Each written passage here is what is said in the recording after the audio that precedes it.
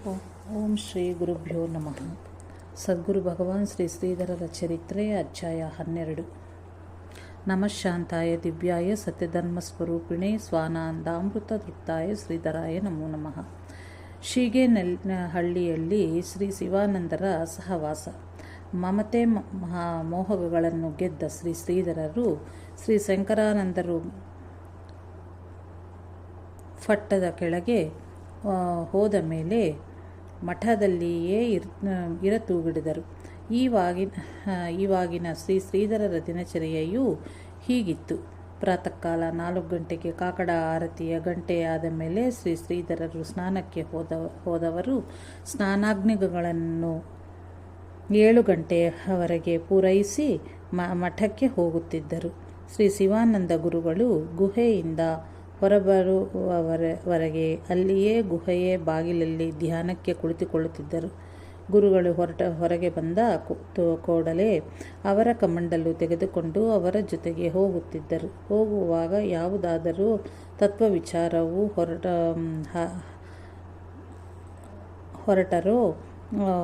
ಹೊರಟತೆ ಇಲ್ಲವಾದರೆ ಇಬ್ಬರೂ ಆತ್ಮಾನುಸಂಧಾನದಲ್ಲಿ ಸುಮ್ಮನೆ ಹೊರಟರೆ ಬಹಿರ್ದೇಶದಿಂದ ಬಂದು ಕೈಕಾಲುಗಳನ್ನು ತೊಳೆದು ಮುಖಮಾರ್ಚನೆಯನ್ನು ಪೂರೈಸಿ ಹಾಕಿಟ್ಟ ಮಣೆಯ ಮೇಲೆ ಸ್ವಾಮಿಗಳು ಸುಮ್ಮನೆ ಕುಳಿತುಕೊಳ್ಳುತ್ತಿದ್ದರು. ಶ್ರೀ ಶ್ರೀಧರರು ಧ್ಯಾನದಲ್ಲಿ ಇರುತ್ತಿದ್ದರು. ಅವರೇನಾದರೂ ಮಾತನಾಡಿದರೆ ತಾವು ಸಹ ಯಥೋಚಿತವಾಗಿ ಮಾತನಾಡುತ್ತಿದ್ದರು. ಶ್ರೀ ಸ್ವಾಮಿಗಳು ಸ್ನಾನವನ್ನು ಮಾಡಿ ಹೋದ ಮೇಲೆ ಶ್ರೀ ಶ್ರೀಧರರು ಮಧ್ಯಾಹ್ನ ಸ್ನಾನಾದಿಗಳನ್ನು ತೀರಿಸಿ ಧ್ಯಾನಕ್ಕೆ ಕುಳಿತು 12 ಗಂಟೆಗೆ ಮಠಕ್ಕೆ ಹೋಗುತ್ತಿದ್ದರು. ಆ ಹೊತ್ತಿಗೆ ಸಾಧಾರಣವಾಗಿ ಭಿಕ್ಷೆಗೆ ಆಗುತ್ತದೆ. ಸ್ವಾಮಿಗಳ ಭಿಕ್ಷೆಯ ಕಾಲಕ್ಕೆ ಶ್ರೀಧರರು ಆದಷ್ಟು ಉಪನಿಷತ್ ಪಾರಾಯಣವನ್ನು ಮಾಡುತ್ತಿದ್ದರು. ಈಶಾವಾಸ್ಯ ಉಪನಿಷತ್ತಿನಿಂದ ಪ್ರಾರಂಭಿಸಿ ಅಷ್ಟೋತ್ತರ ಶತೋಪನಿಷತ್ತುಗಳನ್ನು ಅಷ್ಟಷ್ಟಾಗಿ ಹೇಳಿ ಮುಗಿಸುತ್ತಿದ್ದರು. ಸ್ವಾಮಿಗಳ ಭಿಕ್ಷೆ ಆದ ಮೇಲೆ ಶ್ರೀ ಶ್ರೀಧರರು ತಾವು ಊಟಕ್ಕೆ ಹೋಗುತ್ತಿದ್ದರು. ಊಟ ಆದ ಮೇಲೆ ಚಾತುರ್ಮಾಸ್ಯವಾಗಿದ್ದರೆ ಆತ್ಮಪುರಾಣ ಹೇಳುವ ಕೆಲಸವೂ ಇವರ ಕಡೆಗೆ ಇದ್ದುದರಿಂದ ಅದರ ಪೂರ್ವಾಲೋಚನೆಯನ್ನು ಮಾಡುತ್ತಾ ವಿದ್ಯಾಮಂಟಪದಲ್ಲಿ ಕುಳಿತುಕೊಳ್ಳುತ್ತಿದ್ದರು. ಶ್ರೀ ವಿದ್ಯಾಮಂಟಪವು ಹಳೆಯ ಮಠದಿಂದ 1-2 ಫರ್ಲಾಂಗ್ ದೂರದಲ್ಲಿ ತೀರ್ಥಕ್ಕೆ ಹೋಗುವಾಗ ರಸ್ತೆಯಲ್ಲಿ ಇರುವುದು. ಇಲ್ಲವಾದರೆ ಎಲ್ಲಿಯಾದರೂ ಅಡವಿಯಲ್ಲಿ ಸ್ವಸ್ಥ ಧ್ಯಾನಕ್ಕೆ ಕುಳಿತುಕೊಳ್ಳುತ್ತಿದ್ದರು. ಸ್ವಾಮಿಗಳು ಸ್ನಾನಕ್ಕೆ ಬರುವ ಮುಂಚೆಯೇ ಶ್ರೀ ಶ್ರೀಧರರು ಅವರ ಬರವನ್ನು ಕಾಯುತ್ತಾ ಇದ್ದು ಅವರು ಬಂದ ಮೇಲೆ ಕಮಂಡಲವನ್ನು ತೆಗೆದುಕೊಂಡು ಅವರ ಸಂಗಡ ಹೋಗುತ್ತಿದ್ದರು. ಬಹಿರ್ದೇಶದಿಂದ ಬಂದು ಕೈಕಾಲುಗಳನ್ನು ತೊಳೆದು ಅವರು ಸ್ನಾನಕ್ಕೆ ಇಳಿದ ಮೇಲೆ ತಾವು ಬಹಿರ್ದೇಶಕ್ಕೆ ಹೋಗಿ ಬಂದು ಸ್ನಾನ ಸಂಧ್ಯಾ ವಂದನೆಗಳನ್ನು ತೀರಿಸುತ್ತಿದ್ದರು. ಮಠದಲ್ಲಿ ಶ್ರೀ ಸ್ವಾಮಿಗಳಿಂದ ಹಿಡಿದು ಎಲ್ಲರೂ ಸಹ ಕೆರೆಯಲ್ಲಿ ತಣ್ಣೀರು ಸ್ನಾನವನ್ನೇ ಮಾಡುತ್ತಿದ್ದರು. ಶ್ರೀ ಶ್ರೀಧರರು ಸಾಯಂಕಾಲದ ಅನುಷ್ಠಾನಗಳನ್ನು ಮುಗಿಸಿ ದತ್ತನ ಪೂಜೆ ಆರತಿಯು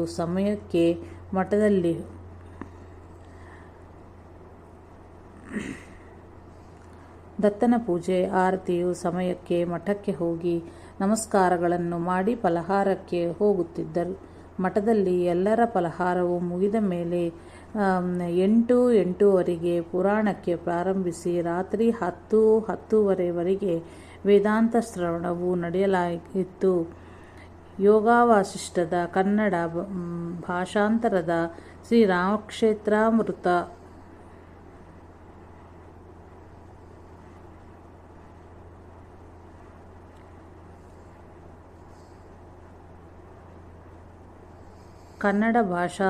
ಭಾಷಾಂತರದ ಶ್ರೀರಾಮತತ್ವಾಮೃತ ಎಂಬ ಕನ್ನಡ ಪದ್ಯಾತ್ಮಕ ಗ್ರಂಥದ ವಚನ ವಿವರಣೆಯನ್ನು ಈ ಮಠದ ಪಾರುಪತ್ಯಗಾರರಾದ ಹಕ್ಕಿ ರಾಮಭಟ್ಟರು ಮಾಡುತ್ತಿದ್ದರು.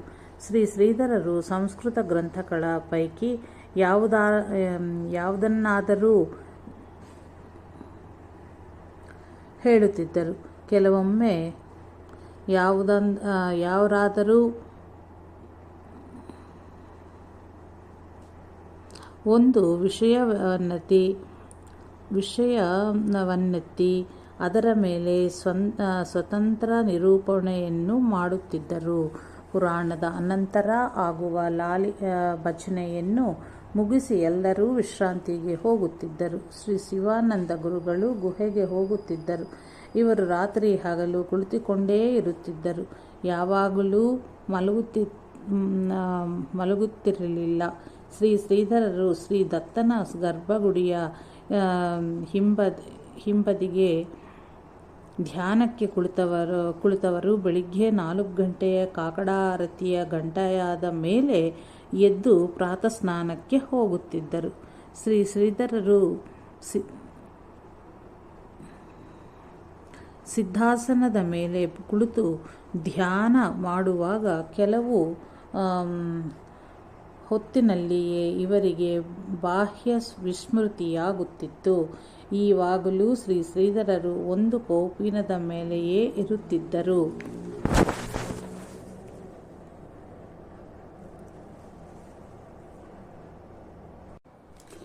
ಶೀಗೆಹಳ್ಳಿಯಲ್ಲಿ ನಡೆದ ಕೆಲವು ಘಟನೆಗಳು. ಒಂದು ದಿನ ಶ್ರೀ ಶಿವಾನಂದರು ನಿತ್ಯದಂತೆ ತೀರ್ಥದ ಬಳಿ ಕುಳಿತಿರಲು ಅವರ ದೃಷ್ಟಿಯು ಕೆರೆಯ ಕಡೆಗೆ ಹೋಯಿತು.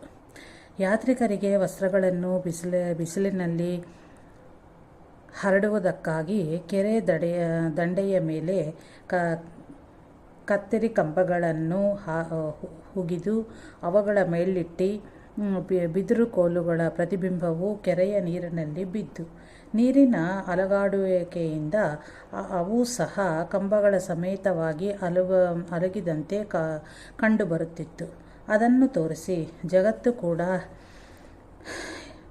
ಹೀಗಿದ್ದದೊಂದು ಭ್ರಮಾರೂಪವೇ ಸರಿ. ನಿಶ್ಚಲವಾದ ಗಳಗಳು ಕಂಬಳಗಳು ನೀರಿನಲ್ಲಿ ಪ್ರತಿಬಿಂಬಿಸಿ ಅಲುಗುವಂತೆ ನಿರ್ಜಲವಾದ ಬ್ರಹ್ಮತ್ವವು ಅಂತಃಕರಣದಲ್ಲಿ ಅಥವಾ ಚಂಚಲ ಸ್ಫೂರ್ತಿಯಲ್ಲಿ ಪ್ರತಿಬಿಂಬಿಸಿ ಚಂಚಲವಾಗಿ ಕಂಡುಬರುವುದು. ನಿಶ್ಚಲವಾದ ಒಂದು ಪರಬ್ರಹ್ಮವೇ ಇಲ್ಲಿ ಸತ್ಯವಾದುದಲ್ಲದೆ ಚಂಚಲವಾಗಿರುವ ಎಂದರೆ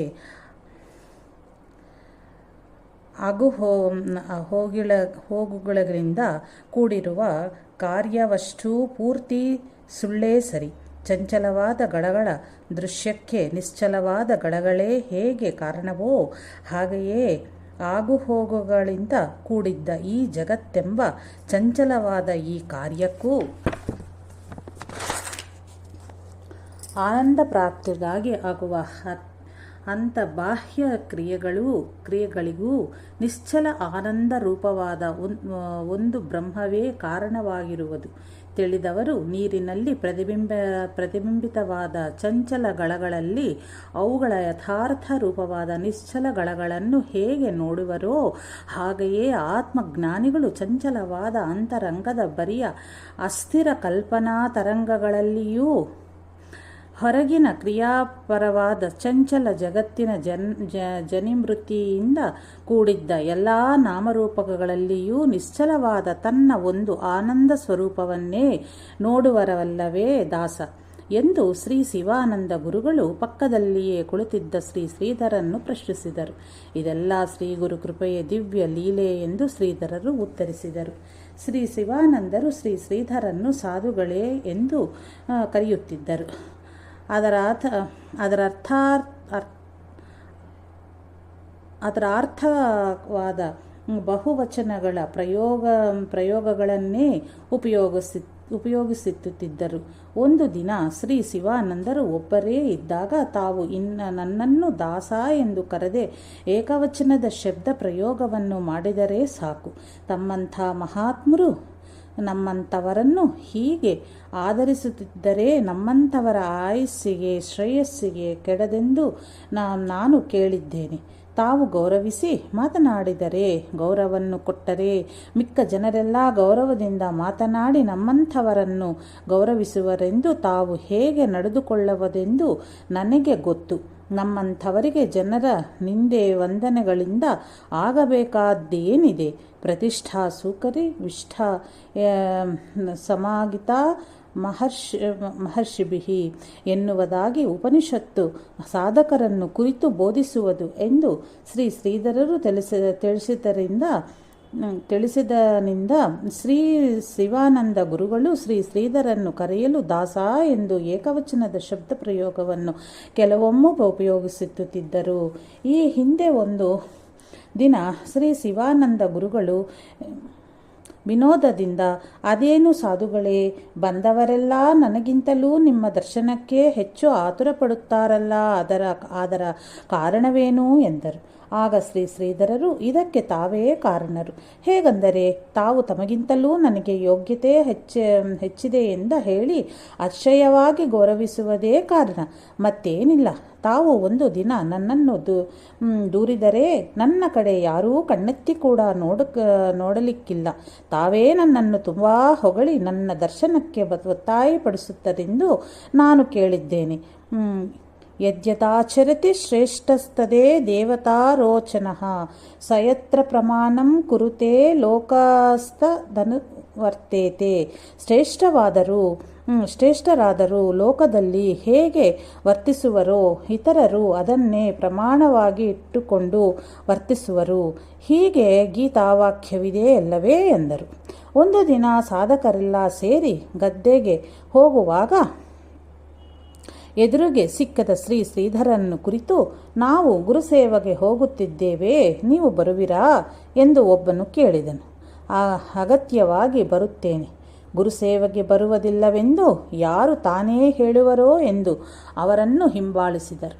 ಗದ್ದೆಯಲ್ಲಿ ಗುದ್ದಲಿಯಿಂದ ಅಗೆಯುವ ಕೆಲಸವನ್ನು ಶ್ರೀ ಶ್ರೀಧರರಿಗೆ ಕೊಟ್ಟರು. ಶ್ರೀ ಶ್ರೀಧರರು ಅಗೆಯುವಾಗ ಎರೆಹುಳುಗಳನ್ನು ಕಂಡು ಇದು ಹಿಂಸಕಾರ್ಯವೆಂದು ತಿಳಿದು ಆ ಕೆಲಸವನ್ನು ಬಿಟ್ಟು ಸಾಧಕರ ಹತ್ತಿರ ಬಂದು, ನಾನು ಅಲೆಮನಿಗೆ ಕಬ್ಬಿನ ಹೊರೆ ಹೊರುತ್ತೇನೆ, ಈ ಹಿಂಸಾ ಕೆಲಸ ತನ್ನಿಂದ ಸಾಗುವಂತಿಲ್ಲವೆಂದು ಕಬ್ಬಿನ ಹೊರೆ ಸಾಗಿನ ತೂಗಿಡಿದರು. ಈ ಶ್ರೀ ಶಿವಾನಂದರಿಗೆ ಶ್ರೀ ಶ್ರೀಧರನ್ನು ಕೆಲಸಗಳಿಗೆ ಕರೆದೊಯ್ದಿದ್ದಾರೆ ಎಂದು ಯಾರೋ ತಿಳಿಸಿದರು. ಕೂಡಲೇ ಶ್ರೀ ಶ್ರೀಧರರಿಗೆ ಯಾವ ಕೆಲಸವನ್ನೂ ಕೊಡಬೇಡಿ ಎಂದು ಆಜ್ಞಾಪಿಸಿದರು. ಶ್ರೀ ಶ್ರೀಧರರು ಪ್ರಥಮತಃ ಶೀಗೆಹಳ್ಳಿಗೆ ಬಂದಾಗಲೇ ಇವರ ಭೂಮಿಕೆಯನ್ನು ಶ್ರೀ ಶಿವಾನಂದರು ತಿಳಿದುಕೊಂಡಿದ್ದರು. ಆದುದರಿಂದ ಇವರ ವಿಷಯದಲ್ಲಿ ಆಂತರಿಕ ಸಮಾನತೆಯೇ ಭಾವನೆಯಿಂದಲೇ ನಡೆದುಕೊಳ್ಳುತ್ತಿದ್ದರು. ಎಷ್ಟೋ ಸಲ ಬಂದು ಜನರಿಗೆ ಶ್ರೀ ಶ್ರೀಧರರ ಭೂಮಿಕೆಯು ನನಗಿಂತಲೂ ಶ್ರೇಷ್ಠವಾಗಿದೆ ಎಂದು ಸದಾಭಿಮಾನದಿಂದಲೇ ಹೇಳುತ್ತಿದ್ದರು. ಬಂದವರನ್ನು ಇವರ ದರ್ಶನಕ್ಕೆ ಕಳುಹಿಸಿಕೊಡುತ್ತಿದ್ದರು. ಅಹಿಂಸಾ ತತ್ವ. ತನ್ನಿಂದ ಇನ್ನೊಬ್ಬರಿಗೆ, ಇನ್ನೊಂದು ಜೀವಿಗೆ ಯಾವುದೇ ಪ್ರಕಾರದ ಕಷ್ಟ ದುಃಖವಾಗಬಾರದು ಎಂದು ಶ್ರೀ ಶ್ರೀಧರರು ಬಹಳ ಜಾಗರೂಕವಾಗಿ ನಡೆದುಕೊಳ್ಳುತ್ತಿದ್ದರು. ಅಂತರಾಸ ರಾಗಾಲಹ ತಖಾ ಐಸಿಹಿ ಪತಣೂಕ ಕರೂನಕ. ಇನ್ನೊಬ್ಬರಿಗೆ ದುಃಖ ಆಗುವಂತೆ ವರ್ತಿಸಬೇಡ ಎಂಬ ಸಮರ್ಥರ ವಚನದಂತೆ ಇವರ ನಡವಳಿಕೆ ಇತ್ತು. ಮಠದಲ್ಲಿ ಯಾವುದೇ ಕೆಲಸ ಮಾಡುವಾಗಲೂ ಅಹಿಂಸಾ ತತ್ವವು ಇವರ ಜನ್ಮಜಾತ ಸ್ವಭಾವವಾಗಿ ರೋಮಗಳಲ್ಲಿ ಮನೆ ಮಾಡಿತ್ತು. ಕಾಯ ವಾಚ ಮನಸ ಹಿಂಸೆಯ ಆಗಬಾರದು ಎಂದು ಎಚ್ಚರಿಕೆಯಿಂದ ಇರುತ್ತಿದ್ದರು.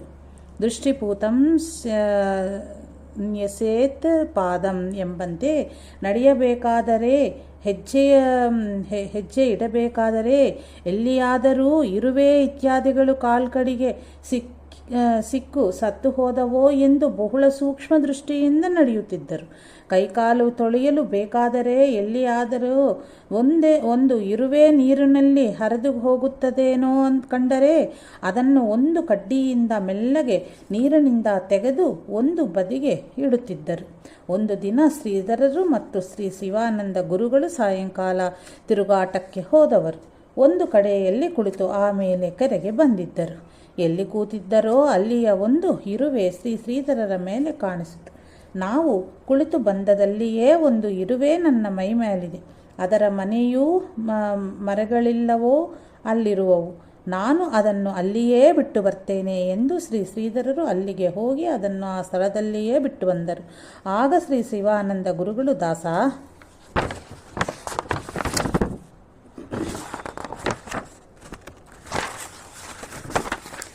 ನಿನ್ನ ಈ ದಯಾಗುಣವನ್ನು ನೋಡಿ ನಿನ್ನನ್ನು ದಾಸ ಎಂದು ಕರೆಯುವುದಕ್ಕಿಂತಲೂ ದಯಾನಂದ ಎಂದು ಕರೆಯಬೇಕೆಂದು ನನ್ನ ಮನಸ್ಸು ಹೇಳುತ್ತದೆ. ಹೇಗೆ? ಹಾಗೆ ಕರೆಯಲೋ ಎಂದು ಕೇಳಿದಾಗ, ನಾನು ಮೊದಲು ಪ್ರಾರ್ಥಿಸಿಕೊಂಡಂತೆ ದಾಸ ಎಂದು ಕರೆದರೆ ಸಾಕು ಎಂದು ಶ್ರೀಧರರು ಭಿನ್ನಪಿಸಿಕೊಂಡರು. ಅರ್ಥ ಸನ್ಯಾಸ. ಈ ಹಿಂದೆ ಒಂದು ದಿನ ಶ್ರೀ ಶಿವಾನಂದ ಗುರುಗಳು ಶ್ರೀ ಶ್ರೀಧರರಿಗೆ ಸನ್ಯಾಸಿಗಳು ಉಪಯೋಗಿಸುವ ಶ್ರೀ ಕಾಶಿಯ ಕಡೆಗೆ ಸಿಕ್ಕುವ ಮತ್ತು ಇಲ್ಲೆಲ್ಲಿಯೂ ಸಿಕ್ಕದ ಒಂದು ಸಮುದ್ರ ತೆಂಗಿನಕಾಯಿಯ ಕಮಂಡಲ ಮತ್ತು ಕಾವಿ ಬಣ್ಣ ಹಾಕಿದ ಒಂದು ರೇಷ್ಮೆ ಬಟ್ಟೆಯನ್ನು ಕೊಟ್ಟು, ನಿನಗೆ ಈವಾಗ ಶುಭಶ್ಯ ಶೀಘ್ರಂ ಎಂದು ಅರ್ಥ ಸನ್ಯಾಸವನ್ನು ಕೊಟ್ಟಿದ್ದೇನೆ. ಮುಂದೆ ನಿನ್ನ ಇಚ್ಛೆಯಂತೆ ಸಮರ್ಥರ ಅಪ್ಪಣೆಯಿಂದ ನಿನಗೆ ಈ ಪರಮಾನಂದ ಮಠದಲ್ಲಿಯೇ ಪೂರ್ಣ ಸನ್ಯಾಸವಾಗುವುದು. ಜ್ಞಾನಿಗಳು ಅಮರರಾಗಿರುತ್ತಾರೆ ಎಂದು ನಿನಗೆ ಗೊತ್ತೇ ಇದೆ. ಈ ದೇಹ ಆಗ ಇರುತ್ತದೆಯೋ ಇಲ್ಲವೋ ಎಂದು ಈವಾಗಲೇ ನನ್ನ ಕಾರ್ಯ ಪೂರೈಸಿದ್ದೇನೆ ಎಂದು ನುಡಿದಿದ್ದರು. ಮಳೆಗಾಲದ ದಿವಸದಲ್ಲಿನ ಸಂಧ್ಯಾಕಾಲದ 3-4 ಗಂಟೆಯ ಸಮಯವಾಗಿರಬಹುದು. ಶ್ರೀ ಶ್ರೀಧರರು ತಿರುಗಾಟಕ್ಕೆ ಗುಡ್ಡದ ಕಡೆಗೆ ಹೋದಾಗ ಒಂದು ಎರೆಹುಳವನ್ನು ಕಟ್ಟಿರುವಗಳು ಹಿಡಿದು ಕಚ್ಚುತ್ತಿದ್ದವು. ಅದು ಒದ್ದಾಡುತ್ತಿತ್ತು. ಅದನ್ನು ನೋಡಿ ಕರುಣಾಮೂರ್ತಿಯಾದ ಶ್ರೀ ಶ್ರೀಧರರ ಅಂತಃಕರಣವು ಕರಗಿತು. ಅದನ್ನು ಮೊದಲು ಕಟ್ಟಿರುವಗಳಿಂದ ಬಿಡಿಸಲೊಸಗೆ ಆ ಹುಳವಿನ ಅಡಿಗೆ ಒಂದು ನುಣುಪಾದ ಕಡ್ಡಿ ಹಾಕಿ ಹಗುರವಾಗಿ ಅದನ್ನು ಅಲ್ಲಿಯೇ 2 ಮೊಳ ಈಚೆಗಿಟ್ಟು ಪಟ್ಟಾಗದಂತೆ ಉಳಿದ ಕಟ್ಟಿರುವಗಳು ಅದನ್ನು ಬಿಡಬೇಕೆಂದು ಅವಕ್ಕೂ ಪೆಟ್ಟಾಗದಂತೆ ಆ ಹುಳುವನ್ನು ಭೂಮಿಯ ಮೇಲೆ ಇಡುವುದು, ಮೇಲಕ್ಕೆತ್ತುವುದು ಹೇಗೆ ಮಾಡುತ್ತಿರುವಾಗ ಶ್ರೀ ಶಿವಾನಂದರು ಅಲ್ಲಿಗೆ ಬಂದರು. ಅಷ್ಟರಲ್ಲೇ ಅದಕ್ಕೆ ಹಿಡಿದ ಕಟ್ಟಿರುವವುಗಳಿಗೆ ಸಹ ಅದನ್ನು ಬಿಟ್ಟು ತಮ್ಮ ಗುಂಪಿಗೆ ಹೋಗಿ ಸೇರಿಕೊಂಡವು. ಆ ಎರೆಹುಳವನ್ನು ಶ್ರೀ ಶ್ರೀಧರರು ನೀರಿನ ಸುರಕ್ಷಿತ ಸ್ಥಳದಲ್ಲಿ ಬಿಟ್ಟರು. ಇದನ್ನು ನೋಡಿದ ಶ್ರೀ ಶಿವಾನಂದರು ಗರ್ಭಗೀತೆಯಲ್ಲಿ ಪ್ರಾಣಿಗಳ ಆಹಾರವನ್ನು ತಪ್ಪಿಸಬಾರದು ಎಂದು ಹೇಳಿ, ತಪ್ಪಿಸಿದರೆ ಅದೊಂದು ದೊಡ್ಡ ದೋಷವೆಂದು ಹೇಳಲಾಗಿದೆ. ಜೀವೋ ಜೀವಸ್ಯ ಜೀವನಂ ಅಲ್ಲವೇ ಎಂದರು. ಅದಕ್ಕೆ ಶ್ರೀ ಶ್ರೀಧರರು, ಆ ಕಟ್ಟಿರುವಗಳ ಬಾಯಿಯಿಂದ ಈ ಸಮಯದಲ್ಲಿ ಬಿಡುಗಡೆಯಾಗುವಂತಹ ಯೋಗ ಆ ಹುಳಕ್ಕಿರಬೇಕು. ಆ ಹುಳುವಿಗೆ ಅಂತಹ ಏನೂ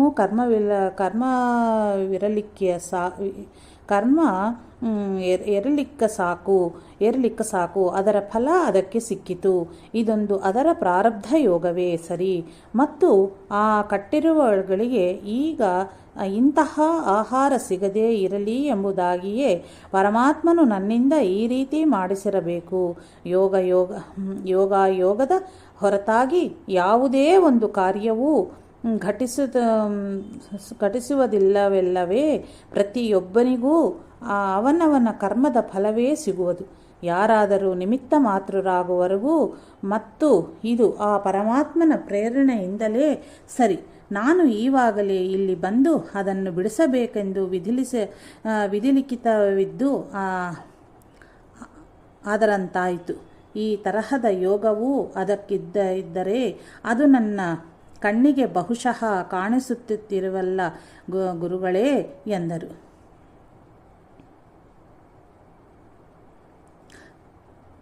ಪ್ರಾಣಿಬಂಧ ಮುಕ್ತ ಕರಿಹಿ ತು ಏಕ ಸತ್ವಗುಣ. ಪ್ರಾಣಿಗಳನ್ನು ಬಂಧಮುಕ್ತನಾಗಿ ಮಾಡುವುದೊಂದು ಸತ್ವಗುಣದ ಲಕ್ಷಣವಾಗಿರುವುದು. ಹೀಗೆ ಶ್ರೀ ಸಮರ್ಥರು ಹೇಳಿದ್ದಾರೆ. ಪ್ರಾರಬ್ಧ ಕರ್ಮದಂತೆಯೇ ಎಲ್ಲವೂ ಘಟಿಸುವುದು. ಇದರಲ್ಲಿ ನಾನೇನೂ ವಿಶೇಷ ಮಾಡಿದಂತಾಯಿತು. ಹೀಗೆ ಹೇಳಿದ ಶ್ರೀ ಶ್ರೀಧರರ ಉತ್ತರವನ್ನು ಕೇಳಿ, ನೀನು ವೇದಾಂತದ ವಿಷಯದಲ್ಲಿ ಎಲ್ಲಿಯೂ ಸಿಕ್ಕಿಬೀಳುವುದಿಲ್ಲ ಬಿಡು ಎಂದು ಹೇಳಿ ನಗಲಾರಂಭಿಸಿದರು. ಸಾಯಂಕಾಲ ಸಾಯಂಕಾಲ ಸುಮಾರು 4-5 ಗಂಟೆಗೆ ಇಬ್ಬರು ತಿರುಗಾಟಕ್ಕೆ ಹೋಗುತ್ತಿದ್ದರು. ತಮ್ಮ ಮತ್ತು ಶ್ರೀ ಶಿವಾನಂದರ ಹೀಗೆ 2 ಕಮಂಡಲಗಳು ಶ್ರೀ ಶ್ರೀಧರರ ಕೈಯಲ್ಲಿ ಇರುತ್ತಿದ್ದವು. ಶ್ರೀ ಶಿವಾನಂದರು ಬಹುಳ ವಿನೋದ ಸ್ವಭಾವರಾಗಿದ್ದರು. ಕಾಲ ಸಂದರ್ಭಗಳನ್ನು ನೋಡಿ ವಿನೋದ ಮಾಡುತ್ತಿದ್ದರು. ಸಂಜೆಯು ತಿರುಗಾಟಕ್ಕೆ ಹೆಚ್ಚಾಗಿ ಇವರಿಬ್ಬರೇ ಹೋಗುತ್ತಿದ್ದರು. ಕೆಲವೊಮ್ಮೆ ಗಂಭೀರತೆಯಿಂದ ಆಧುನಿಕ ಪರಿಸ್ಥಿತಿಯ ಬಗ್ಗೆ ವಿಚಾರ ಮಾಡುತ್ತಿದ್ದರು. ಕೆಲವೊಮ್ಮೆ ವೇದಾಂತ ವಿಚಾರದಲ್ಲಿ ಇಬ್ಬರೂ ಮಗ್ನರಾಗುತ್ತಿದ್ದರು. ಕೆಲವೊಮ್ಮೆ ಜನರನ್ನು ಸ್ವಲ್ಪ ವಿನೋದ ಮಾಡೋಣ ಎಂದು ಶ್ರೀ ಶ್ರೀಧರರ ಹತ್ತಿರ ಏನೇನೋ ಬಾಯಿಗೆ ಬಂದಾಗ ಹಾಗೆಯೇ ಹೇಳಿ ಜಗಳ ಮಾಡುವಂತೆ ನಟಿಸುತ್ತಿದ್ದರು. ಏನೋ ಇಬ್ಬರಲ್ಲಿ ವಾದವಿವಾದ ಜಗಳ ಉಂಟಾಗಿದೆ, ಯಾರೂ ಯಾರಿಂದಲೂ ಸೋಲಬಾರದು, ಈ ರೀತಿಯ ಆವೇಶದಲ್ಲಿ ಒಬ್ಬರ ಮೇಲೆ ಒಬ್ಬರಾಗುವಂತೆ ನಡೆಸುತ್ತಿದ್ದರು. ಇದನ್ನು ನೋಡಿ ಜನರಿಗೆ ಆಶ್ಚರ್ಯವಾಗಿ ನಿಂತಲ್ಲೇ ನಿಂತು ಬಿಟ್ಟುತ್ತಿದ್ದರು. ಕೊನೆಗೆ ಜನರು ಮುಂದೆ ಬಂದು ಹತ್ತಿರ ಬಂದರೆಂದಾದರೆ ಗಹಗಹಿಸಿ ನಗುತ್ತಿದ್ದರು. ಹೀಗೆ ಕೆಲವೊಮ್ಮೆ ಶ್ರೀ ಶಿವಾನಂದರಿಗೆ ವಿನೋದ ಮಾಡುವ ಲಹರಿ ಬಂದು ಬಿಡುತ್ತಿತ್ತು. ಶ್ರೀ ಶ್ರೀಧರನ್ನು ಇವರು ತಮಗಿಂತ ಭಿನ್ನವಾಗಿ ತಿಳಿಯುತ್ತಿರಲಿಲ್ಲ. ಶ್ರೀ ಶಿವಾನಂದರು ಏನಾದರೂ ಹಣ್ಣು ಹಂಪಲವನ್ನು ಅಥವಾ ಎಡೆಹೊತ್ತಿನಲ್ಲಿ ಏನಾದರೂ ಫಲಹಾರಕ್ಕೆ ಮಾಡಿದ್ದರೆ ಶ್ರೀ ಶ್ರೀಧರನ್ನು ಕರೆದು ಅದನ್ನು ಕೊಡುತ್ತಿದ್ದರು. ಶ್ರೀ ಶ್ರೀಧರರಿಗೆ ಒಬ್ಬರೇ ತಿನ್ನುವುದೆಂದರೆ ಆಗುತ್ತಿರಲಿಲ್ಲ. ಜೀವ ಸಂಕಟವಾಗುತ್ತಿತ್ತು. ಪ್ರಸಾದಸ್ತು ಪ್ರಸನ್ನತಾ ಸ್ವಾಮಿ, ನಿಮ್ಮ ಕೃಪೆ ಇದ್ದರೆ ಸಾಕು, ಇತರರನ್ನು ಬಿಟ್ಟು ನನಗೆ ಅದನ್ನು ತಿನ್ನಬೇಕೆಂದು ಕಾಣುವುದಿಲ್ಲ ಎಂಬುದಾಗಿ ಬಹಳ ಸಲ ಶ್ರೀ ಶ್ರೀಧರರು ಹೇಳಿದ್ದುಂಟು. ಶ್ರೀ ಶ್ರೀಧರರಲ್ಲಿ ವಿಷ್ಣು ಕಲೆ. ಒಮ್ಮ ಶ್ರೀ ಶ್ರೀಧರರು ಮತ್ತು ಶ್ರೀ ಶಿವಾನಂದರು ಇಬ್ಬರೂ ಸೇರಿ ಹೋಗುತ್ತಿರುವಾಗ ಮತ್ತಾರೂ ಇರಲಿಲ್ಲ. ಶ್ರೀ ಶಿವಾನಂದರು ಶ್ರೀ ಶ್ರೀಧರರನ್ನು ಕುರಿತು, ಈಗೋ ನಿನ್ನಲ್ಲಿ ಧರ್ಮಸ್ಥಾಪನೆಯ ಒಂದು ವಿಶಿಷ್ಟ ವಿಷ್ಣು ಕಳೆ ಇದೆ, ಆದರೆ ಅದು ಈವಾಗ ಬಹು ಸುಪ್ತವಾಗಿರುವುದು. ಅದು ಯಾವಾಗ ಎಷ್ಟು ಅಂಶದಿಂದ ಜಾಗೃತಗೊಳ್ಳುತ್ತದೆಯೋ ಈವಾಗ ಹೇಳಲು ಸಾಧ್ಯವಾಗದು. ಅದು ಜಾಗೃತವಾಗದಂತೆ ಬಹುಳ ವಿಘ್ನದೇವತೆಗಳು ಟೊಂಕ ಕಟ್ಟಿ ನಿಂತಿದ್ದಾರೆ. ಏನಾಗುವುದೋ ಏನೋ ಎಂದರು. ಧರ್ಮಧ್ವಜ ಸ್ಥಾಪನೆ. ಇನ್ನೊಮ್ಮೆ ಈ ಇಬ್ಬರು ಶೀಗೇಹಳ್ಳಿಯಲ್ಲಿ ಇರುವ ಶ್ರೀ ಭಟ್ಟಿ ಗಣಪತಿ ದೇವರ ದರ್ಶನವನ್ನು ಮಾಡಿ ದೇವರನ್ನು ತಮ್ಮ ಬಲಬದಿಗೆ ಮಾಡಿ ಪ್ರದಕ್ಷಿಣೆಯ ಹಾದಿಯಲ್ಲಿ ಇರುವಾಗ ನಿನ್ನಿಂದ ಮುಂದೆ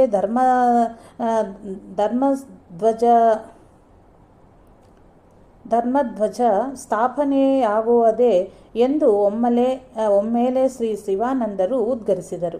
ಆಗ ಶ್ರೀ ಶ್ರೀಧರರು ಮುಂದಕ್ಕೆ ಈಗಲೇ ಸ್ಥಾಪಿಸುತ್ತೇನೆ ಎಂದು ಒಂದು ದಂಟು ಕೋಲನ್ನು ಆಗಲೇ ಅಲ್ಲಿ ಊರಿದರು.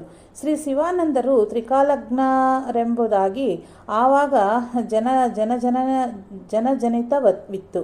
ಹೀಗೆ ಏನಾದರೂ ಪ್ರಸಂಗವಶಾತ್ ಬಾಯಿಯಿಂದ ಹೊರಟಿತು. ಅವರ ಪ್ರಶ್ನೆ ಮುಂತಾದನ್ನು ಹೇಳುತ್ತಿರಲಿಲ್ಲ. ಶೀಗೇಹಳ್ಳಿಯ ಭಜನಾ ಸಪ್ತಾಹದ ಉತ್ಸವಕ್ಕೆ ಅನೇಕ ಮುಮುಕ್ಷುಗಳು ಹಾಗೂ ಲೌಕಿಕರು ಬರುತ್ತಿದ್ದರು. ಅವರಲ್ಲಿ ಚಿಕ್ಕಮಗಳೂರಿನ ಕಾಫಿ ಪ್ಲಾಂಟರ್ ಶ್ರೀ ಮಂಜುನಾಥ ಅಯ್ಯರೊಬ್ಬರು. ಇವರು ಆಧ್ಯಾತ್ಮದಲ್ಲಿ ಅಭಿರುಚಿಯುಳ್ಳವರಾಗಿದ್ದರು. ಅರವಿಂದರು, ರಮಣ ಮಹರ್ಷಿಗಳು ಮುಂತಾದ ಅನೇಕ ಸಂತರನ್ನು ಸಂದರ್ಶಿಸುತ್ತಿದ್ದರು. ಇವರು ಶೀಗೇಹಳ್ಳಿಗೆ ಬಂದಾಗ ತಮ್ಮ ಎಷ್ಟೋ ಸಮಸ್ಯೆಗಳನ್ನು ಶ್ರೀ ಶ್ರೀಧರರ ಮುಂದಿಟ್ಟು ಸಮಾಧಾನ ಪಡೆಯುತ್ತಿದ್ದರು. ಶ್ರೀ ಶ್ರೀಧರನ್ನು ಚಿಕ್ಕಮಗಳೂರಿಗೆ ಬರಬೇಕು ಎಂದು ಅಯ್ಯರವರು ಒತ್ತಾಯ ಮಾಡಿದಾಗ ಶ್ರೀ ಶ್ರೀಧರರು, ನಿನ್ನ ಸಾಲ ತೀರಿದೆ, ಆಗ ಯೋಗ ಬರುವುದು, ನಾನು ಬರುತ್ತೇನೆ ಎಂದಿದ್ದರು. ಅದರಂತೆ ಅಯ್ಯರ್ರವರ ಆರ್ಥಿಕ ತೋಡಕ್ಕೂ ಪರಿಹಾರವಾಗಿ ಮುಂದೆಂದೂ ದಿನ ಅವರಲ್ಲಿಗೆ ಹೋದರು. ಒಂದು ದಿನ ಶ್ರೀ ಶಂಕರಾನಂದರು ಮತ್ತು ಶ್ರೀ ಶ್ರೀಧರರು ಮಾತನಾಡುತ್ತಾ ಜನರ ಮಧ್ಯದಲ್ಲಿಯೇ ಉಪಾಧಿಯ ಪರಿಣಾಮ ಆಗಿದೆ, ಹೋಗುವುದಿಲ್ಲವಾದ್ದರಿಂದ ಯಾವುದಾದರೂ ಒಂದು ಘೋರ ವನಕ್ಕೆ ಹೋಗಿ ನಾವಿಬ್ಬರೂ ತಪಸ್ಸು ಮಾಡಬೇಕು ಎಂಬ ವಿಷಯ ಬಂದಿತು. ಆಗ ಒಂದು ಹೊತ್ತಾದರೂ ಹೊಟ್ಟಿಗೆ ಬೇಕಲ್ಲ. ಅದಕ್ಕೇನು ಮಾಡುವುದು ಎಂದು ಶ್ರೀ ಶ್ರೀಧರರು ಈ ಮಧ್ಯದಲ್ಲಿ ಒಂದು ಪ್ರಶ್ನೆಯನ್ನು ನುಡಿದರು. ಆಗ ಇಗೋ, ಯೋಗಾಭ್ಯಾಸವನ್ನು ಚೆನ್ನಾಗಿ ಮಾಡಬೇಕು ನೋಡು.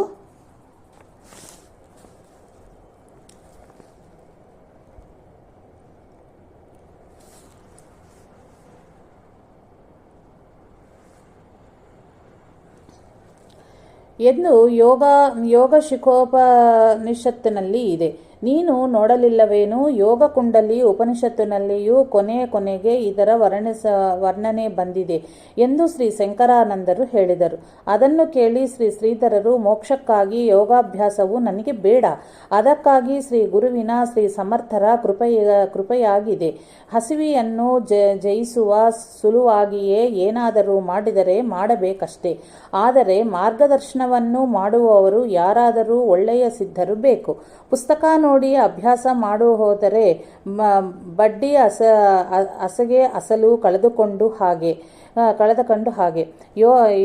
ಯೋಗದ ಆಶೆಯಿಂದ ಇದ್ದ ದೇಹ ಸ್ವಾಸ್ಥ್ಯ ಮತ್ತು ಮನಃಶಾಂತಿಯು ಹೋಗಿಬಿಟ್ಟರೆ ಏನು ಮಾಡುವುದು ಎಂದರು. ಹಾಗಲ್ಲ ನೋಡು, ಮೋಕ್ಷಕ್ಕೆ ಭಕ್ತಿ, ಯೋಗ, ಜ್ಞಾನ ಈ ಮೂರು ಸಾಧನೆಗಳು ಹೇಳಲ್ಪಟ್ಟಿರುವವು.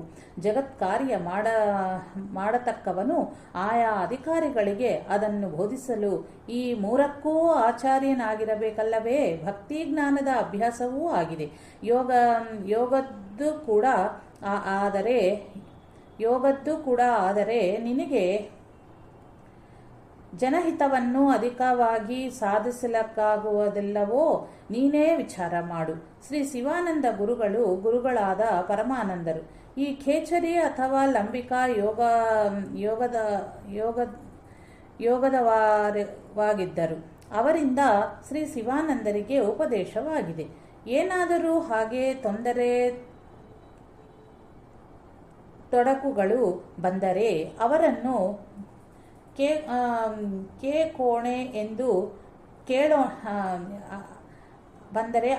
ಕೇಳೋಣ ಎಂದು ಶ್ರೀ ಶಂಕರಾನಂದರು ಶ್ರೀ ಶ್ರೀಧರರನ್ನು ತಾತ್ಕಾಲಿಕ ಸಮಾಧಾನ ಪಡಿಸಿದರು. ಶ್ರೀ ಶ್ರೀಧರರ ಮನಸ್ಸು ಯೋಗ ಸಾಧನೆಗೆ ಅಷ್ಟೊಂದು ಒಮ್ಮೆಲೆ ಒಡಂಬಡಲಿಲ್ಲ. ಹಾಗೆ ಈ ಮುಂಚೆಯೇ ಶ್ರೀ ಶ್ರೀಧರರಿಗೆ ನಾದ, ಜ್ಯೋತಿ ಇತ್ಯಾದಿ ಯೋಗ ಲಕ್ಷಣಗಳು ತಾವಾಗಿ ತೋರಿಸಿಕೊಂಡಿದ್ದರೂ ಜ್ಞಾನನಿಷ್ಠೆಯೆಂದೇ ಶ್ರೀ ಶ್ರೀಧರರ ಮುಖ್ಯ ಸಾಧನವಾಗಿತ್ತು.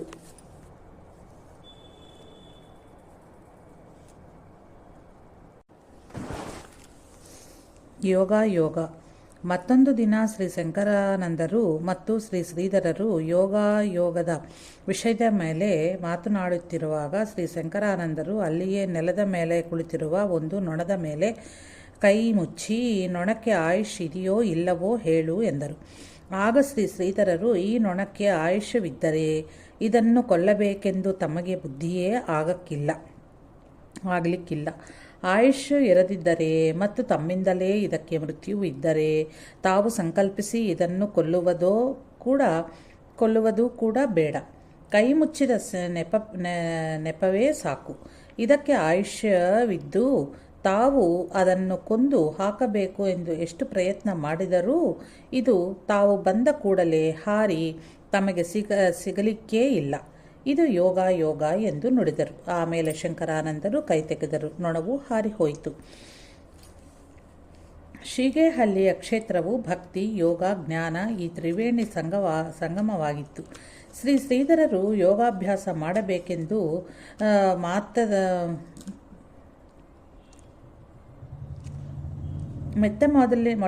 ಮೊತ್ತ ಮೊದಲಿನ ಭೇಟಿಯಲ್ಲಿಯೇ ಶ್ರೀ ಶಿವಾನಂದರು ಶ್ರೀ ಶ್ರೀಧರರಿಗೆ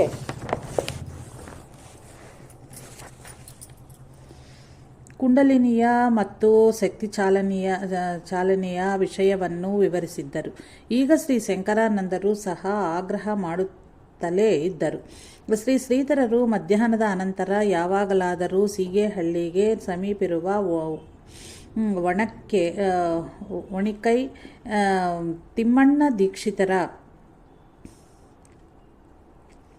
ಮನೆಗೆ ಹೋದಾಗಲೂ ಅವರು ಯೋಗೋಪನಿಷತ್ತುಗಳ ವಿಷಯವಾಗಿಯೇ ಮಾತೆತ್ತುತ್ತಿದ್ದರು. ಶ್ರೀ ತಿಮ್ಮಣ್ಣ ದೀಕ್ಷಿತರು ಶ್ರೀ ಶಿವಾನಂದ ಗುರುಗಳ ಶಿಷ್ಯರು. ಇವರು ವಿದ್ವಾಂಸರು, ಭಕ್ತಿ, ವೈರಾಗ್ಯ, ಜ್ಞಾನ ಇವುಗಳಲ್ಲಿ ಅಭಿರುಚಿಯುಳ್ಳವರು. ಕರ್ಮದಲ್ಲಿಯೂ ತುಂಬ ಶ್ರದ್ಧೆಯುಳ್ಳವರಾಗಿದ್ದರು. ದೀಕ್ಷಿತರೆಂಬುದು ಇವರ ಅಡ್ಡ ಹೆಸರಿದೆ. ಇವರು ಯಜ್ಞವನ್ನು ಮಾಡಿದ ಮೇಲೆ ಇವರನ್ನು ದೀಕ್ಷಿತರೆಂದು ಕರೆಯುತ್ತಿದ್ದರು. ಇವರ ಮೇಲೆ ಶ್ರೀ ಶಿವಾನಂದರಿಗೂ ತುಂಬ ಪ್ರೀತಿ ಇತ್ತು. ಚಿಕ್ಕಂದನಿಂದಲೇ ಶ್ರೀ ಶಿವಾನಂದರ ಕೃಪೆಯಿಂದ ಇವರು ಯೋಗಾಭ್ಯಾಸಕ್ಕೆ ತೊಡಗಿದರು. ಇವರೊಮ್ಮೆ ಮಠಕ್ಕೆ ಬಂದಾಗ ಇವರಿಗೆ ಶ್ರೀ ಶಿವಾನಂದರು ಶ್ರೀ ಶ್ರೀಧರರ ಪರಿಚಯ ಮಾಡಿಕೊಟ್ಟು ವೈರಾಗ್ಯ ಕಳೆಯಬೇಕಾದರೆ ಇವರನ್ನು ನೋಡಿ ಕಳೆಯಬೇಕು ಎಂದು ಹೇಳಿದ್ದರು. ಶ್ರೀ ಶ್ರೀಧರರ ವಿಷಯದಲ್ಲಿ ದೀಕ್ಷಿತರಿಗೆ ತುಂಬ ಆದರ ಉಂಟಾಯಿತು. ಇವರು ಹಠಯೋಗ ಪ್ರದೀಪಿಕೆಯನ್ನು ಶ್ರೀ ಶ್ರೀಧರರಿಗೆ ಕೊಟ್ಟು ಇದನ್ನು ಒಂದು ಸಾರಿ ಓದಿ ನೋಡಿರಿ, ಯೋಗದ ಮಾಹಿತಿಯೂ ಸಹ ಇರಬೇಕು ಎಂದರು. ಶ್ರೀ ಶ್ರೀಧರರು ಶೀಗೇಹಳ್ಳಿಯಲ್ಲಿ ಇರುವಾಗ ಸಾನ್ಲೆ ವೆಂಕಟಗಿರಿಯಪ್ಪನವರು ಸಹ ಬಂದು ಗುರುದರ್ಶನವನ್ನು ಮಾಡಿ ಹೋದರು. ಹೊಸಬಾಳೆ ಅನಂತಪ್ಪನವರು ಕೂಡ ಒಮ್ಮೊಮ್ಮೆ ಚಾತುರ್ಮಾಸ್ಯದಲ್ಲಿ ಇದ್ದು ಶ್ರೀ ಶಿವಾನಂದ ಗುರುಗಳ ಸಾನ್ನಿಧ್ಯದಲ್ಲಿ ಅವರ ಮಾರ್ಗದರ್ಶನದಂತೆ ಯೋಗಾಭ್ಯಾಸವನ್ನು ಮಾಡುತ್ತಿದ್ದರು. ಚಿಕ್ಕ ಪ್ರಾಯದಿಂದಲೂ ಇವರು ಸತ್ಸಹವಾಸದಲ್ಲಿ ಇದ್ದವರು. ವಿದ್ವಾಂಸರು, ಸಂಗೀತಕಾರರು, ಅದಲ್ಲದೆ ಹರಿಕೀರ್ತನೆಯನ್ನು ಸಹ ಮಾಡುತ್ತಿದ್ದರು. ವಕ್ತೃತ್ವ ಶಕ್ತಿ ಮತ್ತು ಕಾವ್ಯಶಕ್ತಿಯೂ ಕೂಡ ಇವರಲ್ಲಿ ಇತ್ತು. ಇವರ ಆಗಮನವಾದರೆ ಚಾತುರ್ಮಾಸ್ಯದ ಪುರಾಣವೂ ಇವರ ಕಡೆಗೆ ಇರುತ್ತಿತ್ತು. ಒಂದೊಂದು ದಿವಸ ಶ್ರೀ ಶಿವಾನಂದರ ಆಗ್ರಹದಿಂದ ಶ್ರೀ ಶ್ರೀಧರರು ಪುರಾಣವನ್ನು ಹೇಳುತ್ತಿದ್ದರೂ ಪ್ರಧಾನವಾಗಿ ಅದು ಇವರ ಕೆಲಸವೇ ಆಗಿತ್ತು. ಪ್ರತಿ ಏಕಾದಶಿಗೆ ಇವರ ಹರಿಕೀರ್ತನೆಯೂ ಆಗುತ್ತಿತ್ತು. ಮಠದಲ್ಲಿ ಯಾವಾಗಲೂ ಸಾಯಂಕಾಲದ ನಂತರ 1-2 ಗಂಟೆ ಭಜನೆ ಆಗುತ್ತಿತ್ತು. ಚಾತುರ್ಮಾಸದಲ್ಲಿ ಅನಂತಪ್ಪನವರಿದ್ದರೆ ಒಂದು ವಿಶೇಷ ಕಳೆ ಬರುತ್ತಿತ್ತು. ಪಾರುಪತ್ಯಗಾರದ ಹಕ್ಕಿ ರಾಮಭಟ್ಟರ ಕಡೆಗೆ ನಿತ್ಯದ ಪುರಾಣ ಮತ್ತು ಭಜನೆ ಈ 2 ಸೇವೆಗಳಿದ್ದವು. ಇವರಿಗೂ ಗಾಯನ ವಾದನಗಳಲ್ಲಿ ಗತಿ ಇತ್ತು.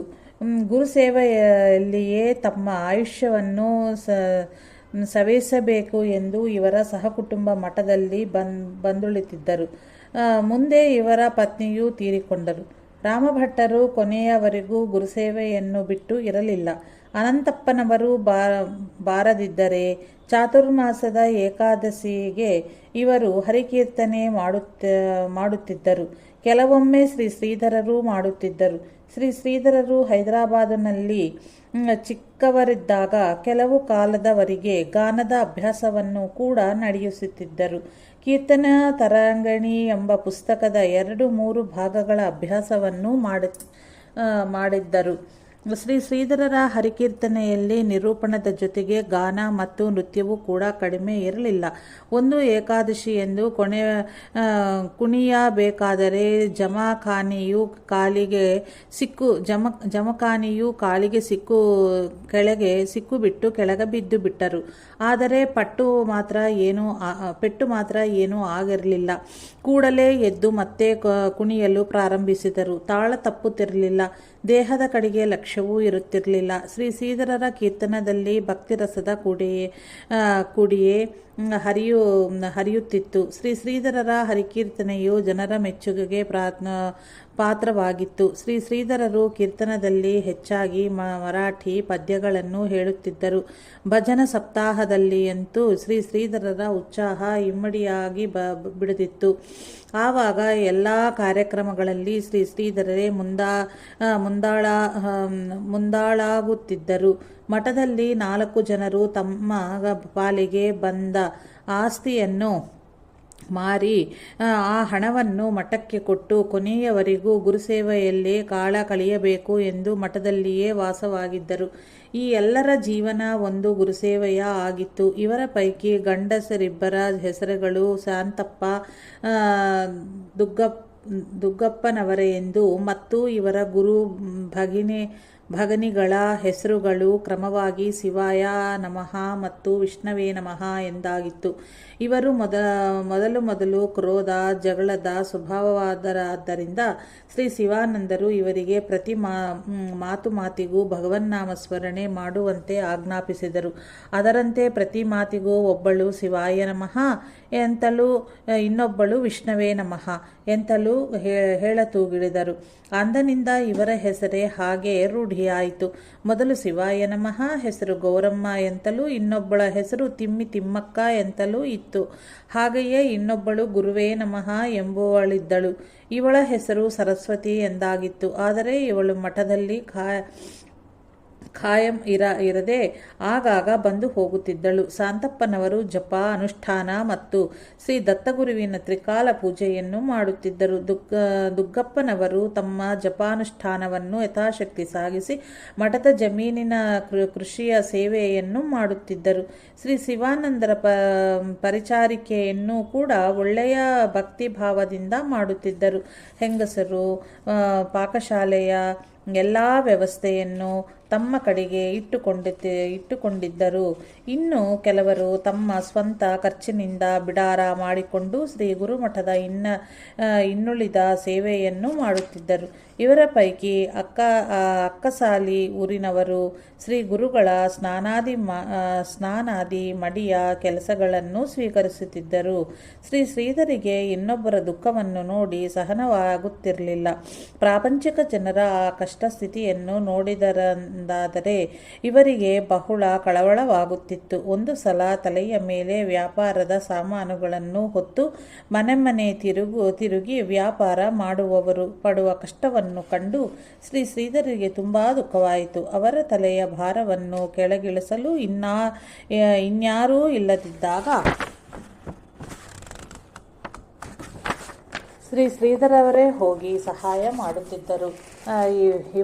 ಇವರೆಲ್ಲರ ಉದ್ಧಾರ ಎಂತಾಗುವುದು ಮತ್ತು ನಿಜವಾದ ಸುಖ ಇವರಿಗೆ ಹೇಗೆ ಲಭಿಸಿತು ಹೀಗೆ ವಿಚಾರ ಮಾಡುತ್ತಿದ್ದರು. ಎಲ್ಲರ ಜೀವನವೂ ಆನಂದಮಯವಾಗಿ ನಲಿದು ಕುಣಿದಾಡುವಂತಾಗಬೇಕು ಎಂದು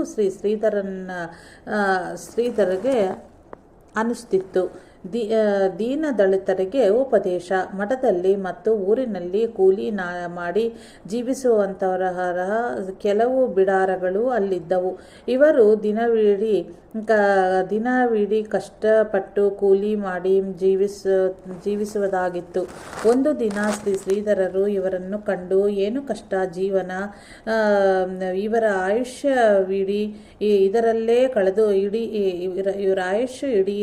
ಕಳೆದು ಹೋಗುವುದಲ್ಲ ಹೀಗೆ ಯೋಚಿಸಿ ಅವರನ್ನು ಕರೆದು ಅತೀತ ದಯಾರ್ದ್ರ ದೃಷ್ಟಿಯಿಂದ ಮಕ್ಕಳಿರ ನೋಡಿ, ನೀವು ಇಷ್ಟೆಲ್ಲ ದಿನಹಿಡಿ ಕಷ್ಟಪಡುತ್ತಾ ಇದ್ದೀರಿ. ಇದರಲ್ಲೇ ಆಯುಷ್ಯವು ಕಳೆದು ಹೋಗಿ ಬಿಡುವುದು. ನಿಜವಾದ ಸುಖವೆಂಬು ಬೇರೆಯೇ ಇದ್ದು ಅದು ಪರಮಾತ್ಮನ ಕೃಪೆಯಿಂದ ಲಭಿಸುವುದು. ಆದ್ದರಿಂದ ಪ್ರತಿನಿತ್ಯವೂ ಕೆಲಸ ಮುಗಿದ ಮೇಲೆ ಸ್ನಾನ ಮಾಡಿ ಆದಷ್ಟು ಹೆಚ್ಚೆಚ್ಚಾಗಿ ಭಗವನ್ನಾಮವನ್ನು ಉಚ್ಚರಿಸಿ, ಇದರಿಂದ ಆ ಭಗವಂತನ ಕೃಪೆಯಾಗುವುದು ಎಂದು ಹೇಳಿ ರಾಮನಾಮವನ್ನು ತಿಳಿಸಿಕೊಟ್ಟರು. ಅದರಂತೆ ಎಷ್ಟೋ ಕೂಲಿ ಜನರು ಭಗವನ್ನಾಮವನ್ನು ಉಚ್ಚರಿಸಿ ತೂಗಡಿ ಭಗವತ್ ಭಕ್ತರಾದರು. ಇವರಲ್ಲಿ ಪ್ರಧಾನವಾಗಿ ಭಕ್ತನಾದ ಹೆಸರು ಒಬ್ಬ ಗೌಡ ಎಂಬುದಾಗಿತ್ತು. ಇವರು ಮಠದ ಕೆಲಸ ಮಾಡಿಕೊಂಡಿದ್ದನು. ಅಂತೆಯೇ ಇನ್ನೊಬ್ಬನ ಹೆಸರು ಕಡವಾಳ ಗಣಪತಿ ಎಂದಾಗಿತ್ತು. ಇವನು ಕ್ಷೌರಿಕನಾಗಿದ್ದನು. ವೇದಾಂತ ವಿಚಾರ ಹಾಗೂ ಇದನ್ನು ಜೀವನದಲ್ಲಿ ಅಳವಡಿಸಿಕೊಳ್ಳುವುದೇ ಯಾರಿಗೂ ನಿಜವಾದ ಸುಖವೂ ಸಿಗಲಾರದೆಂಬುದಾಗಿ ಶ್ರೀಧರರು ಎಲ್ಲರಿಗೂ ವೇದಾಂತದ ಉಚ್ಚ ಭೂಮಿಕೆಯನ್ನು ಸಹ ಸುಲಭ ಶಬ್ದಗಳಿಂದ ತಿಳಿಸುತ್ತಿದ್ದರು. ಒಂದು ದಿವಸ ಶ್ರೀ ಶಿವಾನಂದರು ಸಹಜವಾಗಿ ಶ್ರೀಧರನ್ನು ಕೇಳಿದರು, ಯೋಗ್ಯತೆಯೇ ವಿಚಾರವನ್ನು ಮಾಡದೆ ನೀನು ಎಲ್ಲರಿಗೂ ವೇದಾಂತವನ್ನು ಹೇಳುತ್ತಿದ್ದರೆ ಅದು ಅವರಿಗೆ ಗೊತ್ತಾಗುವುದೇ, ರುಚಿಸುವುದೇ? ಆಗ ಶ್ರೀಧರರು, ಒಂದು ಸಲ ವೇದಾಂತದ ಸಂಸ್ಕಾರವು ಮನಸ್ಸಿನ ಮೇಲೆ ಆಯಿತೆಂದಾದರೆ ಅದು ಅವನ ಉದ್ಧಾರದಲ್ಲಿ ಪರ್ಯಾಪ್ತವಾಗುವುದು. ಒಂದಲ್ಲ ಒಂದು ದಿನ ಆ ಸಂಸ್ಕಾರವು ಪ್ರಬಲವಾಗುವುದು ಮತ್ತು ಅದುವೇ ಅವರನ್ನು ಒಳ್ಳೆಯ ಮಾರ್ಗಕ್ಕೆ ಒಯ್ಯುವುದು. ಹೇಳುತ್ತಲೇ ಇದ್ದರೆ ಒಂದಲ್ಲ ಒಂದು ದಿನ ಬೀಜವು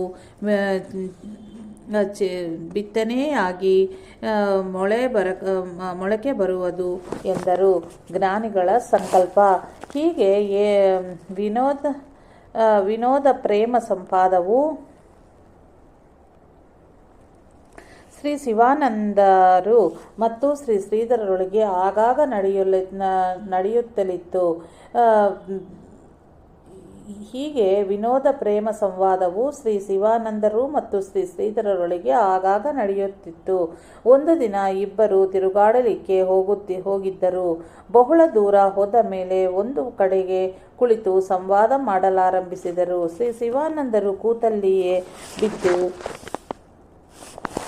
ಒಂದು ಮರದ ಎಲೆಯನ್ನು ಸಹಜವಾಗಿ ಕೈಯಲ್ಲಿ ಹಿಡಿದುಕೊಂಡರು ಮತ್ತು ಒಂದು ಕಡ್ಡಿಯಿಂದ ಅದರಲ್ಲಿ ಏನೋ ಬರೆದು ಗಾಳಿಗೆ ಬಿಟ್ಟರು. ಆಗ ಶ್ರೀ ಶ್ರೀಧರರು, ಸ್ವಾಮಿ, ಜ್ಞಾನಿಗಳಿಗೆ ಯಾವುದೇ ಒಂದು ಸಂಕಲ್ಪವೂ ಇರಬಾರದೆಂದು ಹೇಳುತ್ತಾರೆ. ಸಂಕಲ್ಪವೇ ಬಂಧನಕ್ಕೆ ಕಾರಣೀಭೂತವಾಗಿರುವುದು. ಹೀಗಿರುವಾಗ ನೀವು ಎಲೆಯ ಮೇಲೆ ಏನೋ ಬರೆಯುತ್ತೀರಿ ಮತ್ತು ಗಾಳಿಯಲ್ಲಿ ಬಿಡ್ತೀರಲ್ಲವಾ, ಇದೇನು ಎಂದು ಕೇಳಿದರು. ಅದಕ್ಕೆ ಶ್ರೀ ಶಿವಾನಂದರು, ಮನಸ್ಸಿನಲ್ಲಿ ಇರುವಂತಹ ಸಂಕಲ್ಪವು ಬಾಧಕವಾಗುವುದಿಲ್ಲ. ಅದರ ಅಭಿಮಾನವು ಪರಮಾತ್ಮನಿಗಿರುವುದು. ಸಂಕಲ್ಪವು ಪೂರ್ಣವಾಗಲಿ ಅಥವಾ ಆಗದೇ ಇರಲಿ, ಅದರ ಅಭಿಮಾನವು ನಮಗಿರದೇ ಇರುವುದರಿಂದ ಯಾವ ಬಂಧನವೂ ನಮಗಿಲ್ಲ. ಸಂಕಲ್ಪ ಮತ್ತು ಅದನ್ನು ಬಿಡುವುದು ಇದರಲ್ಲಿ ಬಾಧಕವೆಂಬುದೇ ಇದೆ ಎಂದು ಉತ್ತರಿಸಿದ್ದರು ಮತ್ತು ಇಬ್ಬರು ನಗಲಾರಂಭಿಸಿದರು. ಶ್ರೀರಾಮನು ನಿರ್ವಿಕಾರನು. ಶ್ರೀ ಶ್ರೀಧರರ ದಿನಚರ್ಯದಲ್ಲಿ ಅವಕಾಶ ಸಿಕ್ಕಿದಾಗ ಶ್ರೀ ಶಿವಾನಂದರು ಒಂದಿಲ್ಲೊಂದು ಬಗೆಯೇ ತಮಾಷೆ ಮಾಡುವುದಂತೂ ನಡೆದೇ ಇತ್ತು. ಅದೊಂದು ದಿವಸ ವಿನೋದದ ಸ್ಮರಣೆಯಲ್ಲಿ ಪರೀಕ್ಷಾರ್ಥವಾಗಿ ಶ್ರೀ ಶಿವಾನಂದರು, ದಾಸ, ನೀನು ಸ್ವತಃ ನಿನ್ನನ್ನು ರಾಮಭಕ್ತನೆಂದು ಹೇಳುವ ಇಷ್ಟೇ ಬರಿಯ ಶ್ರೀಲಾಲಸ ಎಂದು ಸಂತಪ್ತನಾಗಿ ಕಾಡನ್ನೆಲ್ಲ ಸುತ್ತಾಡಿದ ಒಬ್ಬ ಶ್ರೈಣ್ಯ ಮನುಷ್ಯನಲ್ಲಿ ಏನೆಂದು ಭಕ್ತಿ ಮಾಡುತ್ತಿರುವೋ, ಅಲ್ಲದೆ ಅವನು ಜಾತಿಯಲ್ಲಿ ಕ್ಷತ್ರಿಯನು, ಮಾಂಸಾಹಾರಿ. ಅಂತಹವನು ಶ್ರೇಷ್ಠವಾದ ಬ್ರಾಹ್ಮಣ ಜಾತೀಯವನಾದ ನೀನು, ಶಾಕಾಹಾರಿಯಾಗಿರುವ ನೀನು ಅನನ್ಯತೆಯಿಂದ ಆರಾಧಿಸುತ್ತಿರುವ ಎಂದರೆ ಇದಾವ ಘನತೆ. ನಮ್ಮ ದತ್ತನನ್ನು ನೋಡು, ಕುಶಿಪುತ್ರನು, ಆತ್ಮಾನುಸಂಧಾನದಲ್ಲಿ ನಿಮಗ್ನನಾಗಿರುವ ಅವಧೂತನು, ಅಯೋನಿಜನು, ಜಾತಿಯಿಂದ ಬ್ರಾಹ್ಮಣನು. ಆದ್ದರಿಂದ ರಾಮನ ಉಪಾಸನೆಗಿಂತ ಎಷ್ಟೋ ಪಟ್ಟು ದತ್ತೋಪಾಸನೆಯೇ ಮೇಲು. ಎಲ್ಲ ಬಗೆಯಿಂದ ನೋಡಿದರೂ ರಾಮನು ಉಪಾಸನೆಗೆ ಯೋಗ್ಯವೆಂದು ಕಾಣುವುದಿಲ್ಲ, ಅಯೋಗ್ಯನು ಎಂದು ರಾಮನನ್ನು ನಿಂದಾಸ್ಪದ ನುಡಿಗಳಿಂದ ತೆಗೆಳಿದರು. ಆದರೂ ಶ್ರೀ ಶ್ರೀಧರರು ಮಾತ್ರ ಸ್ವಲ್ಪವೂ ಕೋಪಗೊಳ್ಳದೆ ಶಾಂತಚಿತ್ತರಾಗಿಯೇ ಕುಳಿತಿದ್ದರು. ಅದನ್ನು ನೋಡಿ ಪುನಃ ಕೆರಳಿಸಲು ಪ್ರಯತ್ನಿಸಿದ ಶ್ರೀ ಶಿವಾನಂದರು, ಉಪಾಸ್ಯ ದೈವತ ಹಾಗೂ ಸದ್ಗುರುವಿನ ನಿಂದೆಯು ಕಿವಿಗೆ ಬಿದ್ದರೆ ಅದನ್ನು ಸಹನೆ ಮಾಡಿಕೊಳ್ಳಬಾರದು ಎಂದು ಹೇಳುತ್ತಾರೆ. ನಾನೀಗ ನಿನ್ನ ಉಪಾಸ್ಯ ದೇವತೆಯನ್ನು ಹಳಿದರೂ ನಿನಗೆ ಸಿಟ್ಟು ಬರೆದಿರುವ ಕಾರಣವೇನು? ಸುಮ್ಮನೆ ಕುಳಿತಿರುವೆಯಲ್ಲ ಎಂದು ವಿಚಾರಿಸಿದರು. ಆಗ ಶ್ರೀ ಶ್ರೀಧರರು, ಗುಣಾತೀತ, ನಿತ್ಯ ನಿರ್ವಿಕಾರ, ಶುದ್ಧ ಬುದ್ಧ ಪರಮಾನಂದ ಘನಸ್ವರೂಪಿಯಾದ ಶ್ರೀರಾಮನೇ ನನ್ನ ಉಪಾಸ್ಯ ದೇವನು. ಯಾರ ಧ್ಯಾನದಿಂದ ಸರ್ವ ವಿಕಾರಗಳೂ ನಿರ್ವಿಕಾರವಾಗುತ್ತವೋ ಆ ಶ್ರೀರಾಮನೇ ನನ್ನ ಮಂಗಳದಾಯಿ ಉಪಾಸನಾ ದೇವನು ಎಂದು ನನಗೆ ಪೂರ್ಣ ನಿಶ್ಚಿತವಿರುವುದು. ನೀವು ಯಾವ ಗುಣದ ನಿಂದೆ ಮಾಡಿದರೋ ಆ ಗುಣವುಳ್ಳವನು ನನ್ನ ಶ್ರೀರಾಮನಲ್ಲದ ಮೇಲೆ ನನಗೆ ಕೋಪ ಬರಲು ಕಾರಣವೇನಿದೆ ಎಂದು ಪ್ರತಿಪಾದಿಸಿ ತಾವು ನಕ್ಕು ಅವರನ್ನು ನಗೆಯೇ ಜೋಕಾಲಿಯಲ್ಲಿ ತೂಗಿಬಿಟ್ಟರು. ಕಾಂಚನ ಸ್ಪರ್ಶವಾದ ಕಮಂಡಲು ತ್ಯಾಗ. ಒಂದು ಸಲ ಯಾರೋ ಒಬ್ಬ ಭಕ್ತನು ಮಠದಲ್ಲಿ ಶ್ರೀ ಶಿವಾನಂದರಿಗೆ ಭಿಕ್ಷಾ ಮಾಡಿಸಿದನು. ಹೆಚ್ಚಾಗಿ ಗುಡ್ಡಕಾಡುಗಳ ಏಕಾಂತ ಸ್ಥಳದಲ್ಲಿಯೇ ಇರುತ್ತಿದ್ದ ಶ್ರೀ ಶ್ರೀಧರರು ಅಂದು ಮಠಕ್ಕೆ ಬಂದಿದ್ದರು. ಹಾಗಾಗಿ ಯಜಮಾನನು ಅವರಿಗೂ ಸಹಪಂಕ್ತಿಯ ಸಮಾರಾಧನೆಯಲ್ಲಿ ಹಸ್ತೋದಕನ್ನು ಹಾಕಿ ಭೋಜನ ದಕ್ಷಿಣೆಯನ್ನು ಎಲ್ಲರಿಗೂ ಕೊಟ್ಟಂತೆ ಇವರಿಗೂ ಕೊಡಹೋದನು. ಇವರು ನಾನು ತೆಗೆದುಕೊಳ್ಳುವುದಿಲ್ಲ ಎಂದು ಹೇಳಿದರು. ಅವನು ಬಹಳ ಆಗ್ರಹಪಟ್ಟರು. ಇವರು ತೆಗೆದುಕೊಳ್ಳಲಿಲ್ಲ. ಆಗ ಅವನು ದಕ್ಷಿಣೆಯನ್ನು ಇವರ ಕಮಂಡಲದೊಳಗೆ ಹಾಕಿ ಹೋದನು. ಕನಕ ಕಾಂಚನಗಳೆಂದರೆ ಮನೋಭಿಷ್ಟದಂತೆ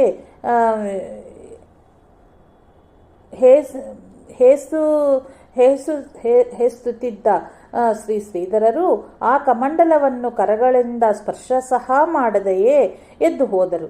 ಅನಂತರ ಅದರಲ್ಲಿ ಇರುವ ಕಾಂಚನವನ್ನು ಬೇರೆಯವರು ತೆಗೆದು ನೀರನ್ನು ಚೆಲ್ಲಿ ಮೃತ್ತಿಕಾದಿಗಳಿಂದ ಬೆಳಗಿ ಸ್ವಚ್ಛ ಮಾಡಿ ಕೊಟ್ಟಾಗಲೇ ಕಮಂಡಲವನ್ನು ಗ್ರಹಣ ಮಾಡಿದರು.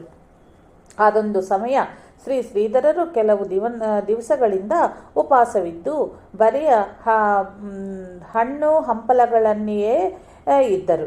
ಭಜನೆ ಸಪ್ತಾಹ ಪ್ರಾರಂಭವಾಗಿ ಮಂಗಳದ ದಿವಸ ಸಂತರ್ಪಣೆಯ ಕಾಲದಲ್ಲಿ ಮಠದ ಬಾಗಿಲಲ್ಲಿ ಹಂದರದ ಕಂಬಕ್ಕೆ ಒರಗಿ ನಿಂತಿದ್ದ ಶ್ರೀ ಶ್ರೀಧರನ್ನು ನೋಡಿದ ಶ್ರೀ ಶಿವಾನಂದರು, ದಾಸ, ಇಂದಾದರೂ ಊಟ ಮಾಡುವುದಿಲ್ಲವೋ ಏನು ಎಂದು ಪ್ರಶ್ನಿಸಿದರು. ಆಗ ಶ್ರೀ ಶ್ರೀಧರು ತಮ್ಮ ಅರ್ಪಣೆಯಾದರೆ ಉಣ್ಣುತ್ತೇನೆ ಅಂದರು. ಶ್ರೀ ಶಿವಾನಂದರು, ಉತ್ಸವದ ಮಂಗಳ ದಿನವಿದು, ಶ್ರೀ ದತ್ತಪ್ರಸಾದ ಸ್ವೀಕರಿಸು ಎಂದು ನುಡಿದರು. ಅಂತೆಯೇ ಶ್ರೀ ಶ್ರೀಧರರು ಮಹಾಪಂಕ್ತಿಯೊಳಗೆ ಕುಳಿತುಕೊಳ್ಳಲು ಒಬ್ಬ ಭಕ್ತನು ಅನ್ನವನ್ನು ತಂದು ನೀಡಿದನು. ಇವರು ಉಣತೂಡಗಿಡಿದರು. ಒಟ್ಟಾರೆ ಅಂದಿನ ಶ್ರೀ ಶ್ರೀಧರರ ಆ ಊಟ ವಿಚಿತ್ರವಾಗಬಿಟ್ಟಿತು. ಎಷ್ಟು ಸಲ ಅನ್ನ ಪದಾರ್ಥಗಳನ್ನು ತಂದಿಕ್ಕಿದರೂ ಇಕ್ಕುವವರೆಗೂ ಕಣ್ಣೇ ಕೊರೈಸುತ್ತಿರಲಿಲ್ಲ. ಉಣ್ಣುತ್ತಿದ್ದ ಶ್ರೀ ಶ್ರೀಧರರ ಮೂರ್ತಿ ಸೂಲಲಿಲ್ಲ. ಮಾನವ ದೃಷ್ಟಿಯಿಂದ ಅಂದಾಜು ಮಾಡುವುದಾದರೂ 10-12 ಜನರ ಗ್ರಾಸಕ್ಕೇನೂ ಕಡಿಮೆ ಇರಲಿಲ್ಲ. ಅಂದಿನ ದಿನದ ಶ್ರೀ ಶ್ರೀಧರರ ಭೋಜನ ಗ್ರಾಸ. ಮಠದಲ್ಲಿಯ ರಾತ್ರಿ ಕಾಲದ ಪುರಾಣ ವಾಚನವೂ ಆವಾಗ ಬಹುತೇಕ ಶ್ರೀ ಶ್ರೀಧರದೇ ಇರುತ್ತಿತ್ತು. ಪುರಾಣ ಕಾಲದಲ್ಲಿ ಸಭೆಯವರೊಡನೆ ಶ್ರೀ ಶ್ರೀಧರರು ನನ್ನ ಹೇಳಿಕೆ ತಿಳಿಯುತ್ತದೆಯೇ, ಅರ್ಥವಾಯಿತೇ ಎಂದು ಪದೇ ಪದೇ ಕೇಳುವ ಅಭ್ಯಾಸವಿತ್ತು. ಆ ಸ್ವಭಾವಕ್ಕೆ ಅನುಕರಿಸಿ ಅದೊಂದು ದಿವಸ ಪುರಾಣವನ್ನು ಹೇಳುತ್ತಿರುವಾಗ ನಿಮಗೆಲ್ಲ ತಿಳಿಯುತ್ತದೆಯೇ ಎಂದು ಶ್ರೀ ಶ್ರೀಧರರು ವಿಚಾರಿಸಿದ್ದಕ್ಕೆ ಮಠದ ಪಾರುಪತ್ತೆಗಾರಾದ ಹಕ್ಕಿರಾಮ ಭಟ್ಟರು, ನೀವು ಮೇಲ್ಪಟ್ಟದ ಸರಣಿಯಲ್ಲಿ ಹೇಳಿಬಿಡುತ್ತೀರಿ. ವೇದಾಂತವೆಂದರೆ ಅದೊಂದು ಕಲ್ಲು. ನಿಮ್ಮ ಸರಣಿ ಮತ್ತು ಕಬ್ಬಿಣದ ಕಲ್ಲಾಗಿ ಬಿಡುತ್ತದೆ. ನನಗಂತೂ ಏನೂ ತಿಳಿಯುವುದಿಲ್ಲ ಎಂದರು. ಆ ವಾಕ್ಯವನ್ನು ಕೇಳಿದ ಶ್ರೀಧರರು, ತಿಳಿಯುವುದಿಲ್ಲವೇ? ರಾಮಭಟ್ಟರು, ತಿಳಿಯುವುದಿಲ್ಲ. ಶ್ರೀ ಶ್ರೀಧರರು, ತಿಳಿಯುವುದೇ ಇಲ್ಲವೇ? ರಾಮಭಟ್ಟರು, ತಿಳಿಯುವುದೇ ಇಲ್ಲ. ಶ್ರೀ ಶ್ರೀಧರರು, ಏನು ತಿಳಿಯುವುದಿಲ್ಲ? ಏನು ತಿಳಿಯುವುದಿಲ್ಲವೇ? ರಾಮಭಟ್ಟರು, ಏನೂ ತಿಳಿಯುವುದಿಲ್ಲ. ಹೀಗೆ 3 ಸಲ ವಿಚಾರಿಸಿದರು. 3 ಸಲವೂ ಒಂದೇ ಉತ್ತರ ಬಂತು. ಆಗ ತಡ ಮಾಡದೆ ಎದ್ದು ಶ್ರೀ ಶ್ರೀಧರರು ಎಲ್ಲರಿಗೂ ತಿಳಿಯುವಂತೆ ಹೇಳಲಿಕ್ಕೆ ಬಂದ ಮೇಲೆ ಪುರಾಣವನ್ನು ಹೇಳುವೆನು ಎಂದು ಹೇಳಿ ಹೊರಗೆ ಹೊರಟು ಹೋಗಿಬಿಟ್ಟರು. ಮುಂದೆ ಶ್ರೀ ಶ್ರೀಧರರಿಗೆ ಆದಷ್ಟು ಏಕಾಂತದಲ್ಲಿರುವ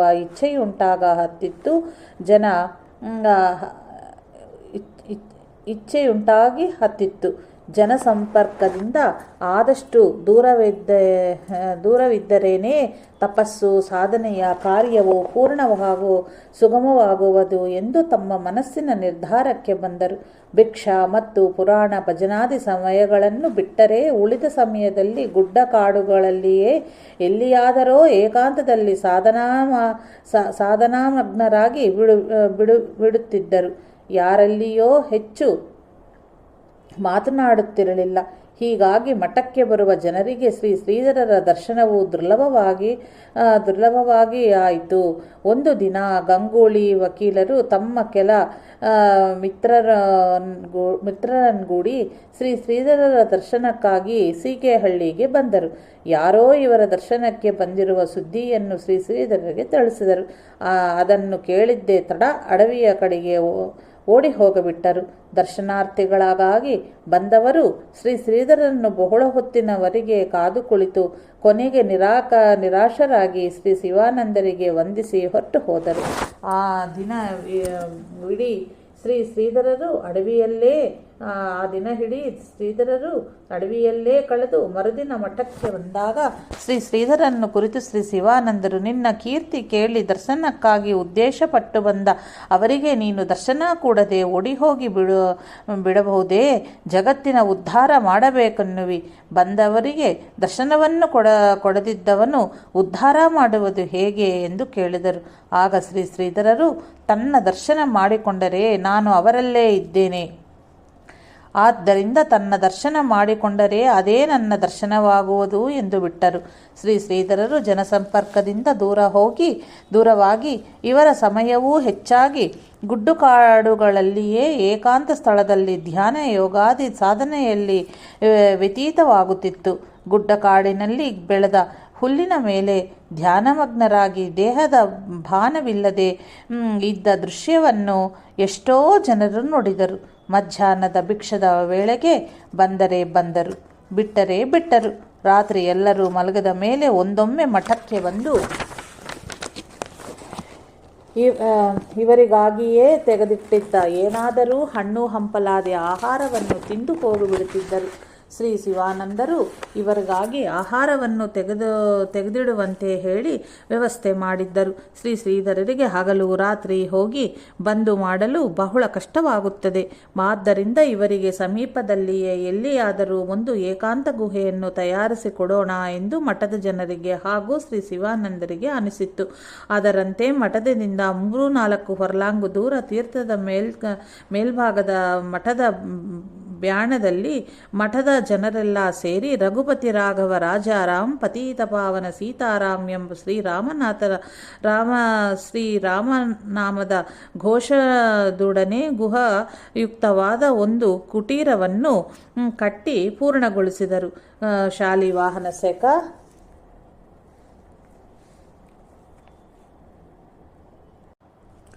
1853 ಶ್ರೀ ಪ್ರಜೋತ್ಪತ್ತಿ ನಾಮ ಸಂವತ್ಸರ ರಥಸಪ್ತಮಿಯ ಶುಭ ಮುಹೂರ್ತದಲ್ಲಿ ಇಸವಿ 1932 ಎಲ್ಲ ಭಕ್ತ ಸಮೂಹವು ಒಳ್ಳೆಯ ಸಂಭ್ರಮದಿಂದ ವೇದಘೋಷ ಭಗವತ್ ಭಜನೆಗಳನ್ನು ಮಾಡುತ್ತಾ ಶ್ರೀ ಶ್ರೀಧರನ್ನು ಗುಹೆಗೆ ಕರೆದೊಯ್ದರು.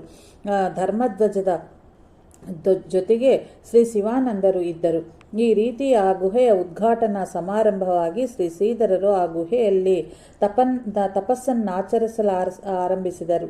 ಈ ಗುಹೆಯ ಸ್ಥಳದಲ್ಲಿಯೇ ಈಗ ಕಾಣುವ ಮಠವಿರುವುದು. ಮಠದಲ್ಲಿಯ ಭಜನೆ ಸಪ್ತಾಹದ ಕಾಲದಲ್ಲಿ ಆಗಲಿ ಇನ್ನಿತರ ಸಮಯದಲ್ಲಾಗಲಿ ಶ್ರೀ ಶಂಕರಾನಂದರು ಮಠಕ್ಕೆ ಬಂದರೆ ಶ್ರೀ ಶ್ರೀಧರರ ಗುಹೆಯಲ್ಲಿ ಕುಳಿತುಕೊಳ್ಳುತ್ತಿದ್ದರು. ಶ್ರೀ ಶ್ರೀಧರರ ಗುಹೆಯ ಅವರಿಗೆ ತುಂಬಾ ರುಚಿಸಿತ್ತು. ಅಂತೆಯೇ ಶ್ರೀ ಶ್ರೀಧರರ ಸಹವಾಸವೂ ಅವರಿಗೆ ಬಹಳ ಇಷ್ಟವಾಗಿತ್ತು.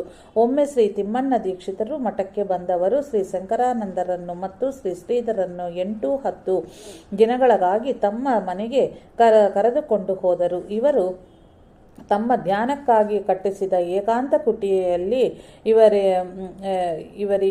ಇವರಿಬ್ಬರು ಉಳಿದರು.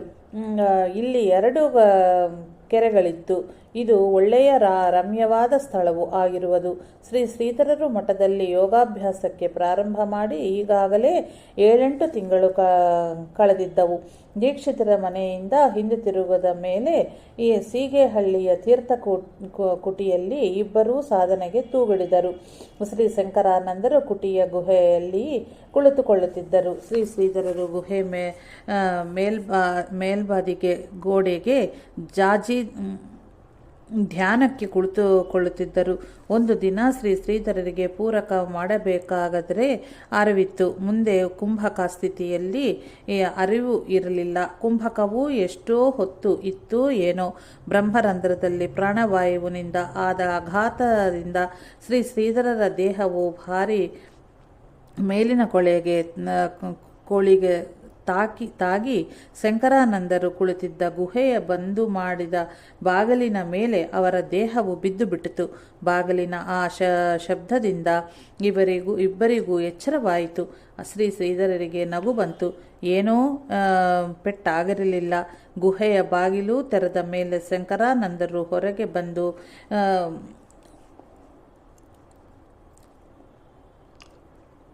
ವಿನಾಯಿತಿ ತೆಂದು ಕೇಳಿದರು. ಏನಾಯಿತು ಎಂದು ಕೇಳಿದರು. ಶ್ರೀಧರರು, ನನಗೇನೂ ಗೊತ್ತಾಗಲಿಲ್ಲ.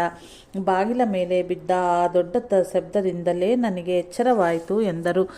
ಶ್ರೀಧರರು ದೇಹ ಪ್ರಕೃತಿಯು ಒಳ್ಳೆಯೂ ದಷ್ಟಪುಷ್ಟವಾಗಿ ಚೆನ್ನಾಗಿತ್ತು. ಈಗಲೂ ಒಂದು ಕೌಪೀನದ ಮೇಲೆಯೇ ಶ್ರೀಧರರಿದ್ದರು. ಶಂಕರಾನಂದರ ಪೂರ್ವಾಶ್ರಮದ ಮನೆಯಲ್ಲಿ ದಾಯಾವಾದಿಗಳ ಜಗಳ ನಡೆದಿತ್ತು. ಅದಕ್ಕಾಗಿ ಮತ್ತೆ ಅವರಿಗೆ ಅತ್ತ ಹೋಗಬೇಕಾಗಿ ಬಂದು ತೆರಳಿದರು. ವರ್ಷಾರು ತಿಂಗಳು ಆ ಕಡೆಗೆ ಇದ್ದರು. ಶಂಕರಾನಂದರ ನಿರ್ಯಾಣ. ಪ್ರತಿ ವರ್ಷದಂತೆ ಮಠದಲ್ಲಿ ಭಜನ ಸಪ್ತಾಹವು ಪ್ರಾರಂಭವಾಯಿತು.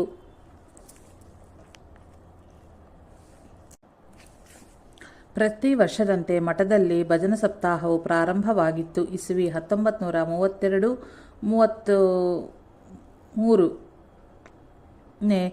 ವರ್ಷವಾಗಿರಬಹುದು. ವರ್ಷಪ್ರತಿಯಂತೆ ಬಹಳ ಭಕ್ತಾದಿಗಳು ಮಠದಲ್ಲಿ ಸೇರಿದ್ದರು. ಆತ್ಮಾರಾಮ್, ಸರ್ವಾತ್ಮಾರಾಮ್, ಮೇಘಶ್ಯಾಮ್, ಜಯ ಸೀತಾರಾಮ್ ಮತ್ತು ರಘುಪತಿ ರಾಘವ ರಾಜಾರಾಮ್, ಪತಿತ ಪಾವನ ಸೀತಾರಾಮ್ ಇತ್ಯಾದಿ ಭಗವದ್ ಭಜನೆಯಿಂದ ಮಠವು ನಿನಾದಗೊಳ್ಳುತ್ತಿತ್ತು. ಈ ವರ್ಷ ಶ್ರೀ ಶಂಕರಾನಂದರು ಬೆತ್ತಗೇರಿಯಿಂದ ಬಂದಿದ್ದರು. ಸಪ್ತಾಹಕ್ಕೆ ಕೆಲವು ದಿವಸ ಮುಂಚಿತವಾಗಿಯೇ ಅವರು ಬರುತ್ತಿದ್ದರು. 1-2 ತಿಂಗಳು ಮೊದಲೇ ಬಂದರು. ಅವರು ಬಂದರೆಂದರೆ ಶ್ರೀಧರರ ಗುಹೆಯಲ್ಲಿ ಇರುತ್ತಿದ್ದರು. ಆವಾಗ ಶ್ರೀಧರರು ಗುಹೆಯ ಮೇಲ್ಭಾಗದಲ್ಲಿ ಕುಳಿತುಕೊಳ್ಳುತ್ತಿದ್ದರು. ಮಧ್ಯಾಹ್ನದ ಭಿಕ್ಷೆಗೆ ಮಠದಿಂದ ಯಾರಾದರೂ ಬಂದು ಕರೆದುಕೊಂಡು ಹೋಗುತ್ತಿದ್ದರು. ಶ್ರೀಧರರ ಸಹವಾಸದಲ್ಲಿ ಇರುವುದೆಂದರೆ ಶ್ರೀ ಶಂಕರಾನಂದರಿಗೆ ಬಹಳ ಇಷ್ಟ.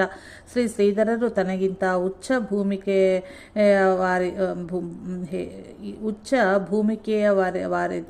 ಭೂಮಿಕೆಯವರಿದ್ದಾರೆ ಎಂಬುದಾಗಿ ಶ್ರೀ ಶಂಕರಾನಂದರಿಗೆ ಮನದಟ್ಟಾಗಿತ್ತು. ಇಬ್ಬರೂ ನಿತ್ಯವೂ ಅನುಷ್ಠಾನ ಅಥವಾ ಧ್ಯಾನಾದಿಗಳಲ್ಲಿ ಸಮಯ ಕಳೆಯುತ್ತಿದ್ದರು. ಭಜನ ಸಪ್ತಾಹದಲ್ಲಿ ಪ್ರವಚನ, ಕೀರ್ತನೆ ಇತ್ಯಾದಿಗಳು ನಡೆಯುತ್ತಿತ್ತು. ಶ್ರೀಧರರು ಇದರಲ್ಲಿ ಭಾಗವಹಿಸುತ್ತಿದ್ದರು. 7 ದಿವಸಗಳವರೆಗೆ ಈ ಸಮಾರಂಭವು ಬಹಳ ವಿಜೃಂಭಣೆಯಿಂದ ಸಾಗುತ್ತಿತ್ತು. ಈ 7 ದಿವಸವೂ ಅನ್ನಸಂತರ್ಪಣೆಯೂ ಇರ್ತಿತ್ತು. ಸಪ್ತಾಹದ ಕೊನೆಯ ದಿವಸವಾಗಿತ್ತು. ಶ್ರೀ ಶಂಕರಾನಂದರು ಮತ್ತು ಶ್ರೀಧರರು ನಿತ್ಯದಂತೆ ಬೆಳಿಗ್ಗೆ ಸ್ನಾನ ಮಾಡಿ ಗುಹೆಗೆ ಹೋಗಿದ್ದರು. ಸಮಾಪ್ತಿಯ ದಿವಸವಾದ್ದರಿಂದ ಈ ದಿನ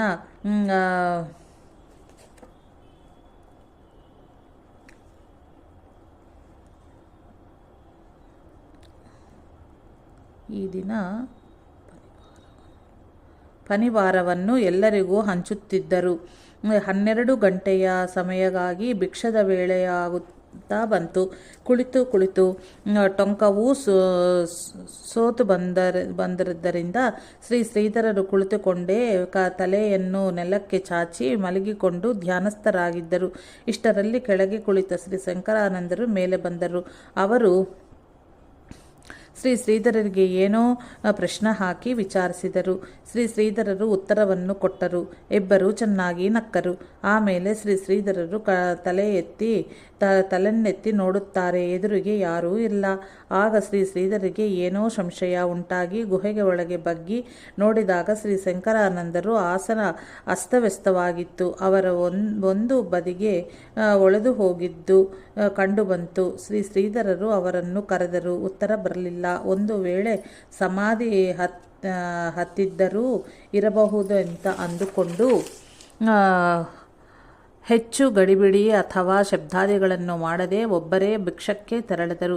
ಶ್ರೀ ಶ್ರೀಧರೊಬ್ಬರೇ ಬಂದದ್ದನ್ನು ನೋಡಿಯೇ ಏನೋ ಶ್ರೀ ಶಿವಾನಂದರು ಶ್ರೀ ಶಂಕರಾನಂದರ ಬಗ್ಗೆ ಕೇಳಿದಾಗ ಶ್ರೀ ಶ್ರೀಧರರು ಅವರು ಸಮಾಧಿ ಅವಸ್ಥೆಯಲ್ಲಿ ಇರಬೇಕು, ನಾನವರನ್ನು 3-4 ಸಲ ಕರೆದೆ, ಆದರೆ ಏನೂ ಉತ್ತರ ಬರಲಿಲ್ಲ ಎಂದರು. ಮಧ್ಯಾಹ್ನದ ಮೇಲೆ 2-3 ಗಂಟೆಯವರೆಗೆ ಮಠದಲ್ಲಿ ಎಲ್ಲ ಕಾರ್ಯಕ್ರಮವೂ ಮುಗಿತು. ಮಹಾಪ್ರಸಾದ ಆಯಿತು. ಸಾಧಾರಣ 4 ಗಂಟೆಗೆ ಶ್ರೀ ಶ್ರೀಧರರು ಪುನಃ ಗುಹೆಯ ಕಡೆಗೆ ತೆರಳಿದರು. ಶಂಕರಾನಂದರು ಸ್ಥಿತಿಯಲ್ಲಿ ವ್ಯತ್ಯಾಸವಾಗಿರಲಿಲ್ಲ. ಮೊದಲದಂತೆಯೇ ಆಸನ ಅಸ್ತವ್ಯಸ್ತವಾಗಿತ್ತು. ಆಗ ಶ್ರೀ ಶ್ರೀಧರರು ಕೂಡಲೇ ಮಠಕ್ಕೆ ಬಂದು ಶ್ರೀ ಶಿವಾನಂದರಿಗೆ ಎಲ್ಲ ವಿಷಯವನ್ನು ತಿಳಿಸಿದರು.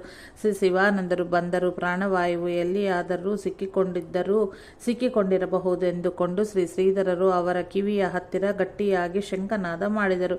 ಆದರೆ ವ್ಯರ್ಥವಾಯಿತು. ಶ್ರೀ ಶಂಕರಾನಂದರ ಪ್ರಾಣಜ್ಯೋತಿ ಯಾವಾಗಲೋ ವಿಲೀನವಾಗಿ ಬಿಟ್ಟಿತ್ತು. ಶ್ರೀ ಶ್ರೀಧರರು ಗುಹೆಗೆ ಇಳಿದು ಶ್ರೀ ಶಂಕರಾನಂದರ ದೇಹವನ್ನು ಮೇಲೆ ತಂದರು. ಪ್ರಾಣ ಹೋಗಿರುವುದೆಂಬುದು ಎಲ್ಲರಿಗೂ ಖಚಿತವಾಯಿತು. ಅನಂತರ ಶ್ರೀ ಶಿವಾನಂದರು ಬೆತ್ತಗೆರೆಗೆ ಒಬ್ಬ ಮನುಷ್ಯವನ್ನು ಕಳುಹಿಸಿ ಶ್ರೀ ಶಂಕರಾನಂದರ ಪೂರ್ವಾಶ್ರಮದ ಮಗನನ್ನು ಕರೆಸಿದರು. ಮಾರನೇ ದಿನ ಬೆಳಿಗ್ಗೆ ಮಗ ಬಂದು ಮುಟ್ಟಿದನು. ಸಂಧ್ಯಾಕಾಲದಲ್ಲಿ ಕರ್ಪೂರ ಇತ್ಯಾದಿ ಸಾಮಾನುಗಳನ್ನು ತರಿಸಿ ಮಗನ ಕೈಯಿಂದ ಅವರ ಎಲ್ಲ ಕ್ರಿಯೆಗಳನ್ನು ಮಾಡಿಸಿದರು. ಕೆರೆಯ ಹತ್ತಿರ ಸ್ವಲ್ಪ ಮೇಲ್ಭಾಗದಿಗೆ ಅವರ ದೇಹದ ಸಮಾಧಿ ಮಾಡಲಾಯಿತು. ಹೀಗೆ ಶ್ರೀ ಶಂಕರಾನಂದರು ತಮ್ಮ ಸದ್ಗುರು ಸಾನ್ನಿಧ್ಯದಲ್ಲಿ ಇಹಲೋಕ ಯಾತ್ರೆಯನ್ನು ಮುಗಿಸಿದರು. ಶ್ರೀ ಶಂಕರಾನಂದರು ತಜ್ಞ ಸಂಸ್ಕೃತ ಪಂಡಿತರೆಂದು ಖ್ಯಾತಿ ಹೊಂದಿದ್ದರು. ಇವರಿಗೆ ತಾವು ಮತ್ತು ಶ್ರೀ ಶ್ರೀಧರರು ಸೇರಿ ದೇಶೋದ್ಧಾರದ ಧರ್ಮಜಾಗೃತಿಯ ಕಾರ್ಯವನ್ನು ಮಾಡಬೇಕು ಎಂದು ತುಂಬ ಅಭಿಲಾಷೆ ಇತ್ತು. ಒಮ್ಮೊಮ್ಮೆ ಅವರು ಏನೋ ವಿನೋದದಿಂದ ಶ್ರೀ ಶ್ರೀಧರರ ಹತ್ತಿರ, ನೀನು ಉತ್ತರದ ಕಡೆಗೆ ಲೋಕೋದ್ಧಾರ ಮಾಡು, ಅಂತೆಯೇ ನಾನು ದಕ್ಷಿಣ ಕಡೆಗೆ ಅದೇ ಕಾರ್ಯವನ್ನು ಮಾಡುತ್ತೇನೆ ಎಂದು ಹೇಳುತ್ತಿದ್ದರು. ಮುಂದೆ ಇಸವಿ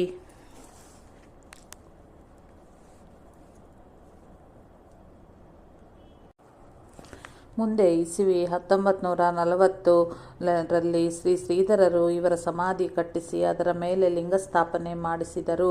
ನಮಃಶಾಂತಾಯ ದಿವ್ಯಾಯ ಸತ್ಯಧರ್ಮ ಸ್ವರೂಪಿಣೆ ಸ್ವಾನಂದಾಮೃತ ತೃಪ್ತಾಯ ಶ್ರೀಧರಾಯ ನಮೋ ನಮಃ. ಸದ್ಗುರು ಭಗವಾನ್ ಶ್ರೀ ಶ್ರೀಧರಾರ್ಪಣಮಸ್ತು.